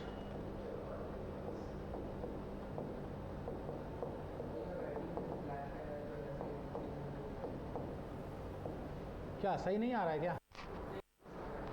अच्छा, ये समझ आ सही लिख रहे हैं, ठीक है। नेक्स्ट फ्यूचर कॉन्टिन्यूअस में मैंने आपको एक बात बताई है, और बात ये बताई है कि हमेशा फ्यूचर बनाने के लिए हम कौन सी वर्ब लाते हैं, विल और शैल। अब विल और शैल की एक खास बात ये है कि विल शैल कहता है कि मुझे हमेशा अपने लिए वर्ब की फर्स्ट फॉर्म चाहिए अपने बाद। क्यों? क्योंकि वो मॉडल है, और मॉडल हमेशा अपने बाद क्या लेते हैं, V1 लेते हैं। मॉडल कौन कौन से होते हैं, तो विल होता है, शैल होता है, कुड होता है, शुड होता है, कैन होता है, ठीक है, माइट होता है, मे होता है, वुड होते हैं, अरे सब होते हैं, यही सब होते हैं ना। तो ये सारे मॉडल होते हैं। ये सब मॉडल जब भी देखना कि किसी भी सेंटेंस में यूज़ किए जाते हैं तो ये मॉडल के बाद तुरंत बाद क्या लगता है, वर्ब की मात्र और मात्र फर्स्ट फॉर्म आती है, समझे कि नहीं। तो जब बात आप कर रहे हैं यहाँ पे फ्यूचर कॉन्टिन्यूअस की, तो अब फ्यूचर कॉन्टिन्यूअस है तो कॉन्टिन्यूअस को क्या चाहिए, अपने बाद चाहिए वर्ब की ING, चाहिए कि नहीं, तभी कॉन्टिन्यूअस बनेगा। इसने कहा कसम खाई है, इसने कहा हमें तो कॉन्टिन्यूअस के लिए ING, ठीक है। फ्यूचर ने कहा कि हमें क्या चाहिए, हमें विल और शैल चाहिए। अब बात फंस गई, इसने कहा कि हमें अपने बाद वर्ब की फर्स्ट फॉर्म चाहिए और इसने कहा कि हमें आईएनजी बनना है तभी कॉन्टिन्यूअस बनेगा। तो फिर हम जब हमें ऐसी सिचुएशन में हम फंस जाते हैं और हमें नहीं पता कि हम क्या करें, तो एक चीज़ हमारे पास ब्रह्मास्त्र है, जब कोई वर्ब ना मिले तो हम वहाँ पे बी लगा देते हैं। अब बी क्या हो गई, V1 हो गई कि नहीं, इसने इसकी बात को भी फुलफिल कर लिया और इसने इसकी बात को भी फुलफिल कर लिया वर्ब की आईएनजी वाले को। अब हम आईएनजी भी लगा सकते हैं, समझे कि नहीं। तो जब भी कभी हम, हाँ अभी हम फ्यूचर का इसका ए बनाएंगे तो ए हो जाएगा subject plus will shall plus verb की फॉर्म, और कौन सी वर्ब आ जाएगी यहाँ पे, इस जगह पे यहाँ पे आ जाएगी बी, समझे। और बी लगा के वर्ब की आईएनजी प्लस ऑब्जेक्ट। जब हम इसका नेगेटिव बनाएंगे, अभी इसको हटा ही देना, तुम ये मत लिख लेना, ये तो हमने ऐसे बता दी कि वर्ब की फर्स्ट फॉर्म है, हेल्पिंग वर्ब का काम करेगी, ठीक है। Subject will shall plus not plus be plus verb की ING form plus object. Interrogative में क्या करेंगे, तो विल सेल हेल्पिंग वर्ब को पहले, फिर सब्जेक्ट, फिर बी, फिर वर्ब की ऑब्जेक्ट, फिर वर्ब की आईएनजी फॉर्म, फिर ऑब्जेक्ट। और जब बात आएगी इंट्रोगेटिव और नेगेटिव के, तो विल सेल को लिखने के बाद सब्जेक्ट, फिर उसके बाद लगा देंगे नॉट, फिर बी, फिर वर्ब की आईएनजी फॉर्म, फिर ऑब्जेक्ट। इतने में कोई समस्या हो तो प्लीज, फिर हम आगे बढ़ते हैं।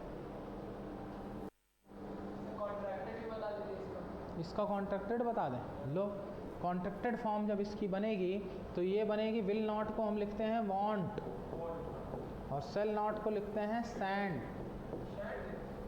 जी ठीक है, और प्लस सब्जेक्ट, और जब वो नॉट वहाँ उसमें जोड़ दिया है तो यहाँ वाला नॉट हट जाएगा, फिर वर्ब की आईएनजी फॉर्म और फिर ऑब्जेक्ट। ये इसकी कॉन्ट्रैक्टेड हो गई।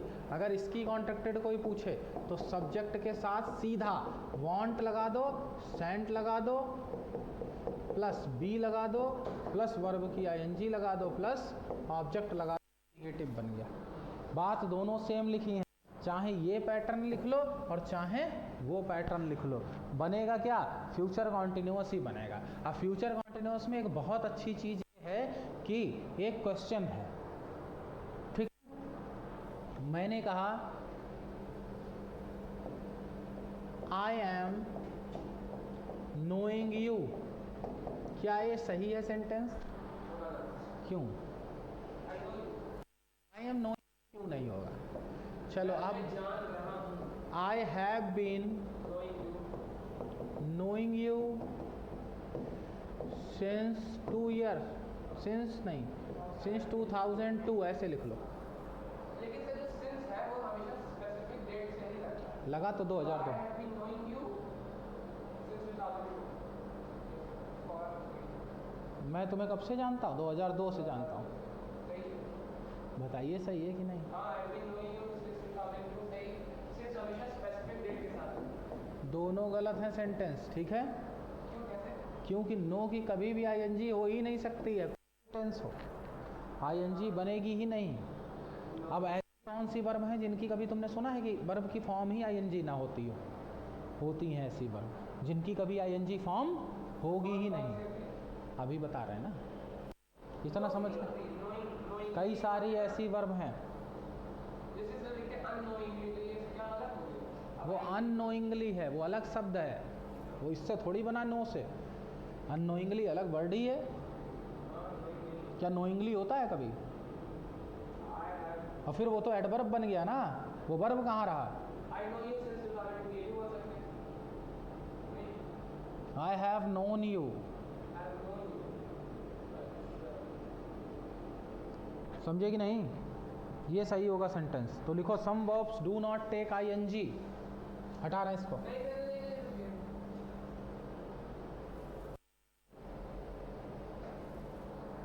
बाद में शायद ऑनलाइन आएगी ये क्लास, तो देख लेना।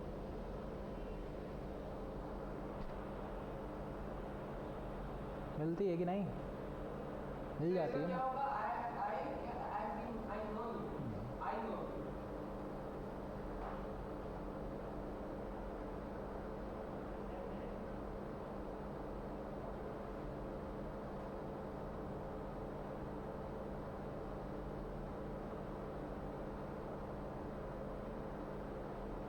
कहाँ देखते हो? क्लास ऑनलाइन नहीं देखते हो?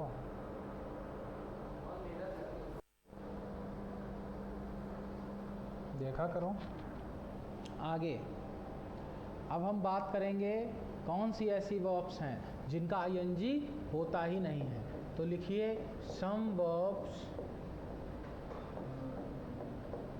Do not take ING form. कौन कौन सी वर्ब हैं? तो पहला वर्ब ऑफ परसेप्शन, ठीक है, पहला है वर्ब ऑफ परसेप्शन, ठीक है, जैसे see, taste, smell, hear, perception की वर्ब है। See, taste, smell, hear, prefer, please, prefer, please, notice, recognise, recognise, ये हैं वर्ब ऑफ परसेप्शन।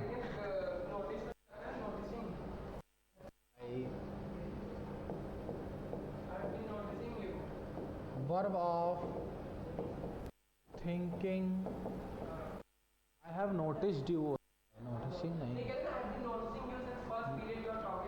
गलत, नोटिस्ड यू, मैंने तुम्हें नोटिस किया तब से कर रहा हूँ। गलत बोलते हैं ना भाई, उनको ग्रामर नहीं पता है। तो ग्रामर नहीं पता है ना, उन्होंने एसएससी की तैयारी थोड़ी करी है, ना सीयूईटी की तैयारी करी है, ना क्लैट की करी है कि नहीं? हाँ, अंग्रेजी का कोर्स कर लिया खाली स्पीकिंग वाला, बोलने लगे टेक टी टेक टी।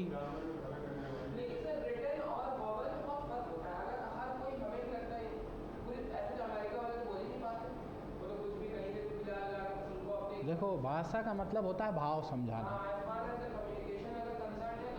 अब तुम जाओगे, भाषा नहीं सामने वाले की जानते, तुमको तो वाटर पानी मिल जाएगा, तुम्हें कुछ कहना थोड़ी, खाली शब्द बोल दो। कोई चीज़ पूछने कितना, हाउ मच हो गया, समझे? अब तुम नहीं जानते हो भाषा, तो इतना जानते हो, बस ऐसे सरवाइव कर लोगे। तुम्हें क्या लगता है कि जितने सब जाते हैं तो बहुत बढ़िया अंग्रेजी बोलते हैं? नहीं, कई क्रिकेटर हमारे हैं जो बहुत अंग्रेजी नहीं बोल पाते हैं। किसका भी इंटरव्यू आ रहा था देखो, तो उसने कहा कि तुम्हारा इंग्लिश इज़ बहुत अच्छा, तो उसमें था कि अंग्रेजी ऐसी बोलो कि विदेशी लोग भी हिंदी बोलने लग जाएं। समझे कि नहीं? सामने वाला हिंदी बोलने लगा, कोई विदेशी था, वो पत्रकार मीडिया रिपोर्टर था, तो वो हिंदी में बोलने लगा कि नहीं नहीं भैया तुम अंग्रेजी रहने दो। तो कोई क्रिकेटर हमारे ही थे, हाँ, मोहम्मद शमी, सिराज थे, हाँ जो भी हो, तो वो हम देख रहे थे एक दिन बैठ के, तो हमें बड़ा अच्छा लगा वो। तो बगल में विराट कोहली होता है, वो भी हंस देता है। हाँ, गलत है, जीरंड की तरह यूज होगा, वर्ब कभी नहीं बनेगा, ये याद रखो। जैसे अभी थिंक है, मान लो थिंक की आईएनजी, अरे भाई नहीं होता है, मैं लिख रहा हूँ तो मेरी बात नहीं होता है। सुनो,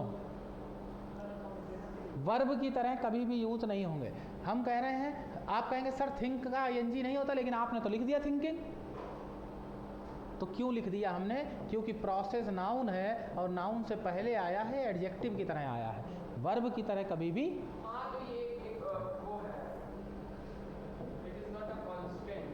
मीन, देखो थिंक, मीन, माइंड, ठीक है। अभी तुम्हें क्वेश्चन देंगे, काहे परेशान हो, रुक जाओ, सब अच्छे लगेंगे देखने में, ठीक है। 12, नो, रिमेंबर, सपोज, ठीक है, नो, रिमेंबर, सपोज, ठीक है। फिर देखो पोजीशन की वर्ब, तीसरा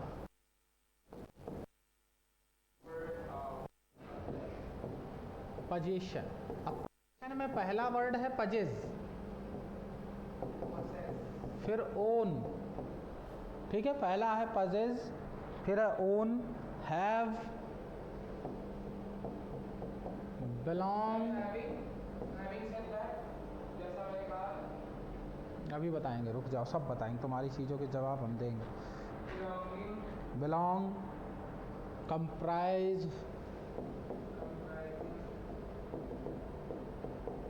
कंटेन,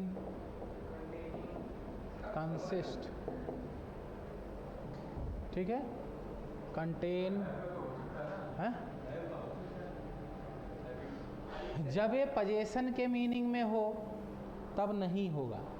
कहते हो I am having a car, आगे स्पेसिफिक हैविंग का हो जाता है, टू ईट हो जाता है, वहां पे मीनिंग चेंज हो जाती है। हाँ, कंप्राइज, कंटेन, CONTAIN, कंटेन और कंसिस्ट, ठीक है। फिर वर्ब स्टेट ऑफ माइंड, जो स्टेट ऑफ माइंड को दिखाएं उसके लिए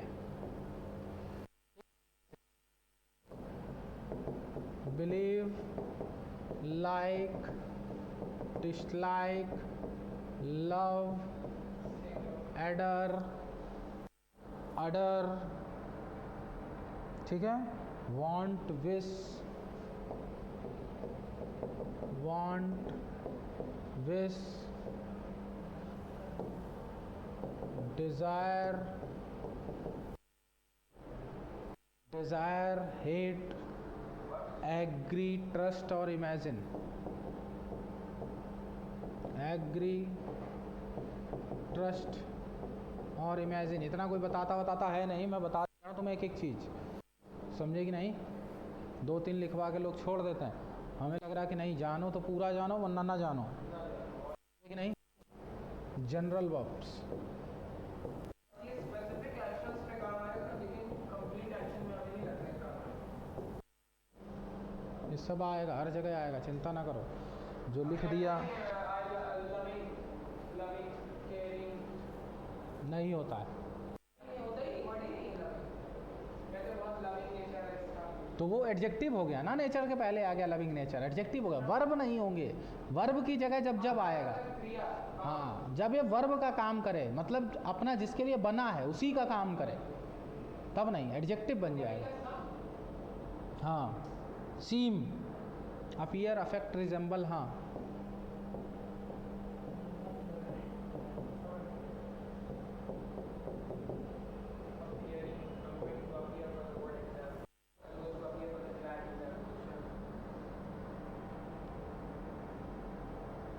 सर एक बार सिंस और फॉर कभी बता दें।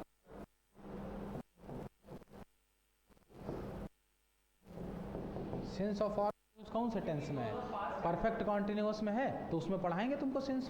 परेशान हो, अभी उसका यूज़ तो आने दो, टेंस में ही यूज होगा। एक अपना ले लेने में तो लेकिन मोबाइल से मिल जाएगा, लेकिन हम इंटरजेक्ट नहीं कर पाएंगे ना सामने।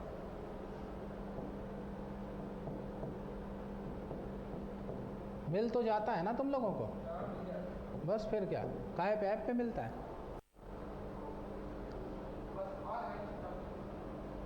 बस।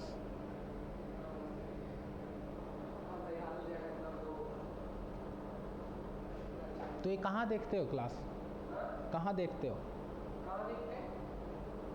यूट्यूब पे देखते हो? ये प्राइवेट पे आता है, हर कोई नहीं देख सकता, जिसको एक्सेस है, जिसको ये अलाउ करेंगे वही देख पाएगा। अच्छा, ये वाले क्लासेस आते हैं। पेड क्लासेस होते हैं। तुम लोग नहीं देख पाते हो, जो छूट जाती है क्लास, हम लोग देख लेते हैं। छूट जाती देख लेते हो ना, बस यही तो पूछ रहे हैं। तो मेरी छूटी थी पिछली वाली, देखी तुमने? नहीं तो अभी एक हफ्ते से पहले हाँ। हुई, बस आपकी एक ही है, इससे पहले की नहीं है। एक आई है, बस एक है। अभी एक हफ्ते पहले 2 हफ्ते से स्टार्ट हुई है। ठीक, हटाएं। अब क्वेश्चन पूछें? ठीक है। किसी ने कहा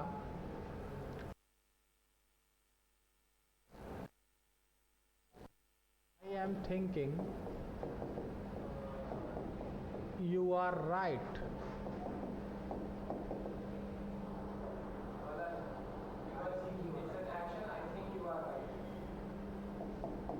क्या होगा? थिंक कार राइट, ठीक है। I am belonging to this city, तो क्या I belong to this city. I am having a good house. Now I'm able to understand because the sentence are very clear. तो I have a good house. जब मालिकाना हक की बात करोगे तो हैविंग नहीं आएगा, ठीक है। जैसे तुमने कहा I M possessing a book, ठीक है, तो क्या लिखोगे? I possess a book. मैंने किताब खरीदी, ये गलत था, ये सही है। नहीं समझा? कैसे क्वेश्चन आएंगे समझ गए? ये क्वेश्चंस पूछे जाते हैं पेपर में। जैसे हमने कहा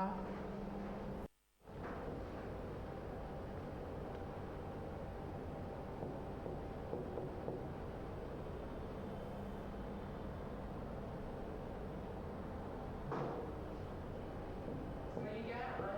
क्या लिखा? आई एम नॉट, नहीं, इससे ऊपर वाला I am having anything wrong, ये बताओ। क्या I am not meaning anything wrong. I don't mean anything wrong. Very good, क्या हो जाएगा? I don't Anything wrong. Mean I'm having a good heart. समझ गए? कोई दिक्कत? इतने क्वेश्चन करवा दिए मैंने तुम्हें। तो इससे ज़्यादा बताइए भी ना, मतलब भूल जाएंगे। ठीक है, ये एग्जाम्पल है उन्हीं शब्दों पे सारे, ठीक है।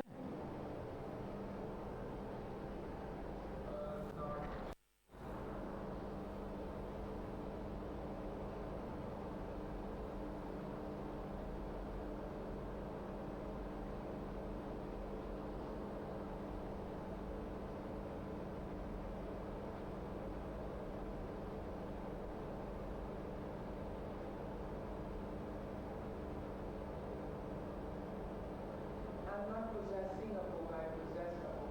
What is the meaning of possess? मालिकाना हक, खरीदना, खरीदना।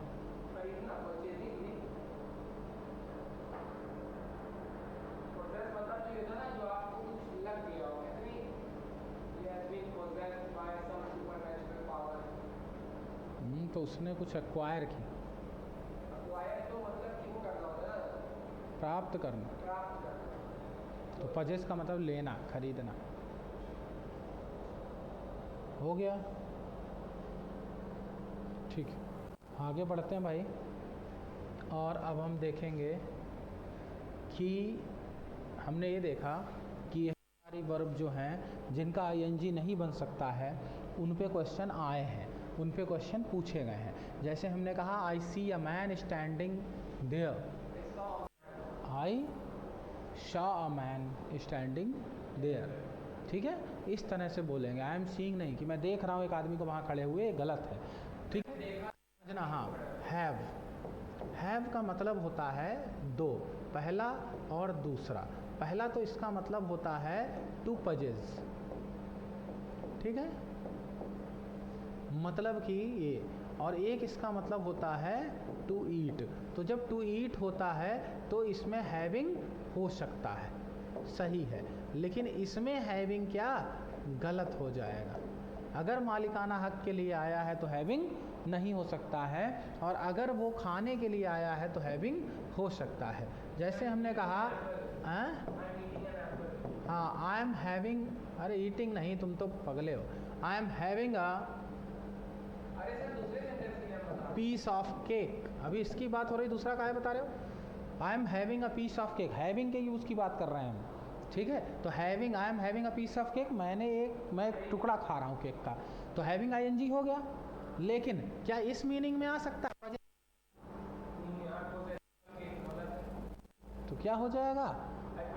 जैसे तुमने कहा I am having a car, तो हो जाएगा आई हैव अ कार, यही तो होगा। तो इसमें कभी भी हैविंग नहीं होगा। हैव का मतलब रखना, होना, मालिकाना हक दिखाना, पजेस का, ठीक है। टू ईट में हैविंग हो सकता है लेकिन इसमें नहीं हो सकता है। अरे तो ईटिंग यूज कर दिया था, हम हैविंग का बता रहे हैं, वो तो मीनिंग लिखा है उसका टू ईट, उसमें सेंटेंस थोड़ी बनाना है, सेंटेंस हैविंग को देखना है ना, यूज तो हैविंग का देखना है। हाँ, तो एक इसका मतलब होता है ईट और एक मतलब होता है पजेज। पजेज का मतलब रखना या मालिक होना, ईट का मतलब खाना, ठीक है। कोई दिक्कत हो तो पूछो, कोई दिक्कत हो तो पूछो। नहीं है, ठीक है। अगर कभी भी यही सारे वर्ड ऑफ के बाद आते हैं या प्रीपोजिशन के बाद आते हैं तो ये आईएनजी बन सकते हैं, समझे। अगर यही सब एक्सेप्शन इन शब्दों का कि अगर ये कभी किसी प्रीपोजिशन के बाद जाते हैं, कैसे प्रीपोजिशन के बाद आएंगे, जैसे एक एग्जाम्पल हमने लिखा कि bats are capable of hearing. अभी हियर का हियरिंग हो गया कि नहीं, क्यों, क्योंकि प्रीपोजिशन के बाद आ रहा है, अभी ये जेरेंड बन जाता है, इसलिए हियरिंग अल्ट्रासोनिक वेव्स,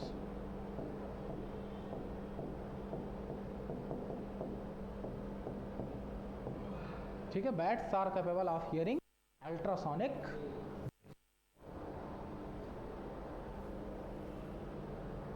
लिख लो, जैसे हमने कहा we must keep away from smoking,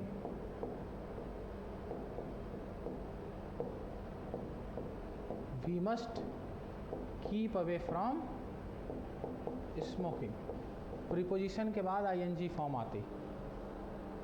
next है भैया हमारा प्रेजेंट परफेक्ट, और प्रेजेंट परफेक्ट मतलब परफेक्ट और परफेक्ट कॉन्टिन्यूस की बात करेंगे हम नेक्स्ट टर्म पे, क्लियर कि नहीं। अब हम आज देखेंगे वोकैब, कुछ वोकैब देख लें।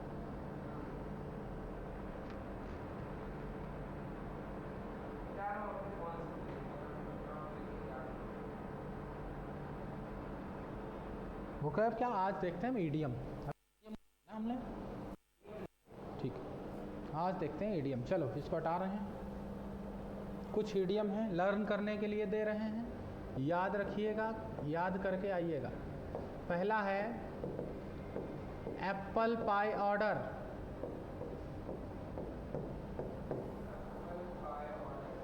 ठीक है। एप्पल ऑर्डर का मतलब होता है इन परफेक्ट ऑर्डर,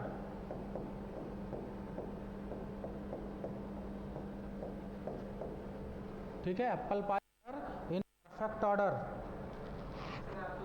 हाँ हाँ। एन एप्पल ऑफ डिस्कार्ड, अच्छा, एप्पल ऑफ डिस्कार्ड का मतलब होता है,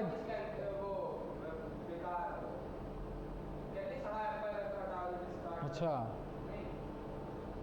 कुछ भी बताओगे, ये सब नहीं, मतलब ईडियम में नहीं लिखते, कुछ है मीनिंग कुछ और निकलेगा। झगड़े की जड़, cause of,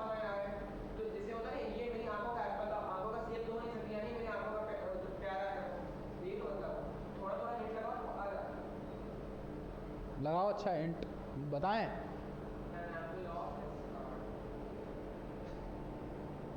Apple of Discord, cause of quarrel, झगड़े की जड़, ठीक है। लिखो cause of quarrel, Discord,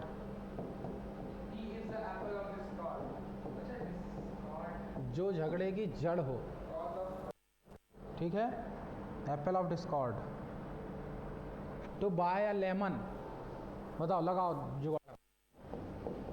to buy a lemon, मात्र लर्न कर सकते हो, कुछ में लग जाती है ट्रिक, कुछ याद ही करने पड़ेंगे।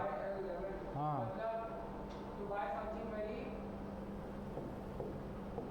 क्या, लो बताओ जल्दी। टू बाय समथिंग यूजलेस और डिफेक्टिव, कुछ बेकार की चीज़ खरीद लाना जिसका कोई उपयोग नहीं है, ठीक है। अगला है अ नकल sandwich.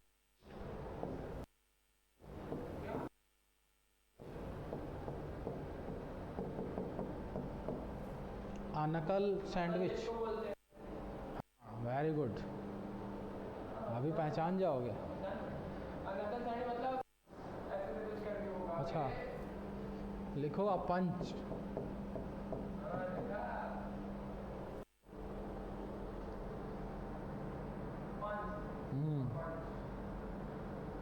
To put all egg in one's basket.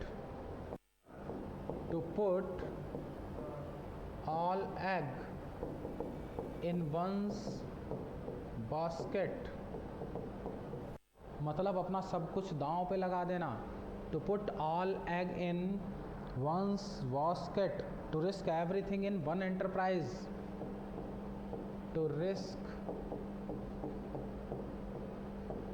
everything in one enterprise. हाँ, वन एंटरप्राइज, ठीक है। अगला है एगॉन।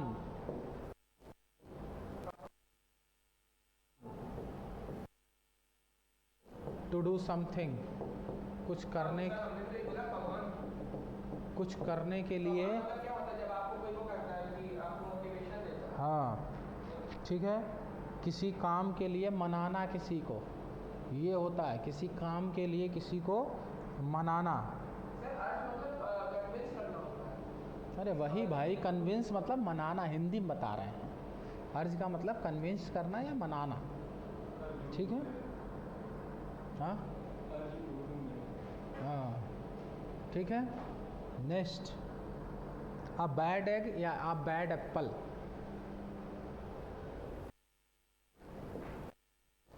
अ बैड एग, या फिर लिख लो a bad apple. A bad egg या बैड एप्पल, कोई भी खराब आदमी के लिए बोलते हैं। अब बैड पर्सन, ठीक है। अ बैड पर्सन, अगर बैड पर्सन है तो उसके लिए हम यही यूज़ करेंगे, ठीक है। क्राई ओवर स्पिल्ट मिल्क जानते हो? हाँ, मतलब अब पछतावा क्या जब चिड़िया चुग गई है। हिंदी में, ठीक है, कि कुछ काम होने के बाद पश्चाताप करना, ठीक है, ठीक है। To over egg the pudding, ये important. To over egg the pudding,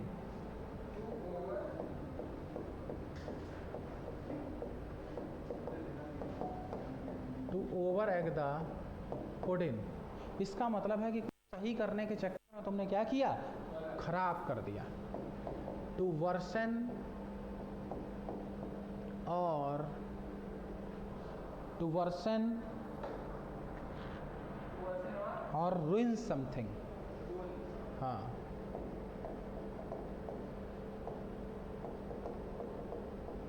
to ruin something while trying hard to improve it, ये लिख सकते हो। while trying hard to improve it, while trying hard to improve it, clear. फिर है polish Apple. Polish Apple, polish Apple, polish Apple का मतलब होता है टू फ्लैटर, चापलूसी करना, ठीक है। टू फ्लैटर, पॉलिश एप्पल, चापलूसी करना। बाकी एप्पल ऑफ वन साइज जानते ही हो, किसी का फेवरेट होना, फेवरेट पर्सन होना, क्लियर। और एक बहुत अच्छा है बनाना रिपब्लिक।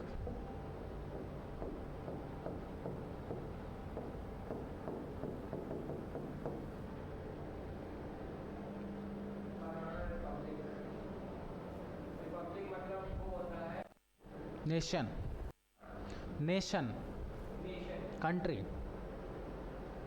बनाना का मतलब बता दो फिर।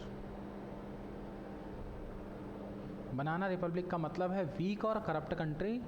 कोई भी ऐसा देश हो जाएगा वीक एंड करप्ट कंट्री, की कमज़ोर भी हो और क्या हो, करप्ट भी हो। समझे? पाकिस्तान वेरी गुड एग्जाम्पल, कि कमज़ोर भी है फिर भी जो है भीख मांगेंगे, समझे, बगल वाले देश से, और करप्शन में एक नंबर, कि खुद के ही यहाँ जो है आर्मी और सरकार में कभी बनती नहीं है उन लोगों की, समझे। आर्मी अपना वर्चस्व करती है, सरकार अपना उठा के फेंक देते नहीं, समझे। तो बनाना रिपब्लिक ऐसे देश को बोलेंगे जो वीक भी हो और करप्ट भी हो, मतलब जो कमज़ोर भी हो और करप्ट भी हो, ठीक है। Upset the Apple cart,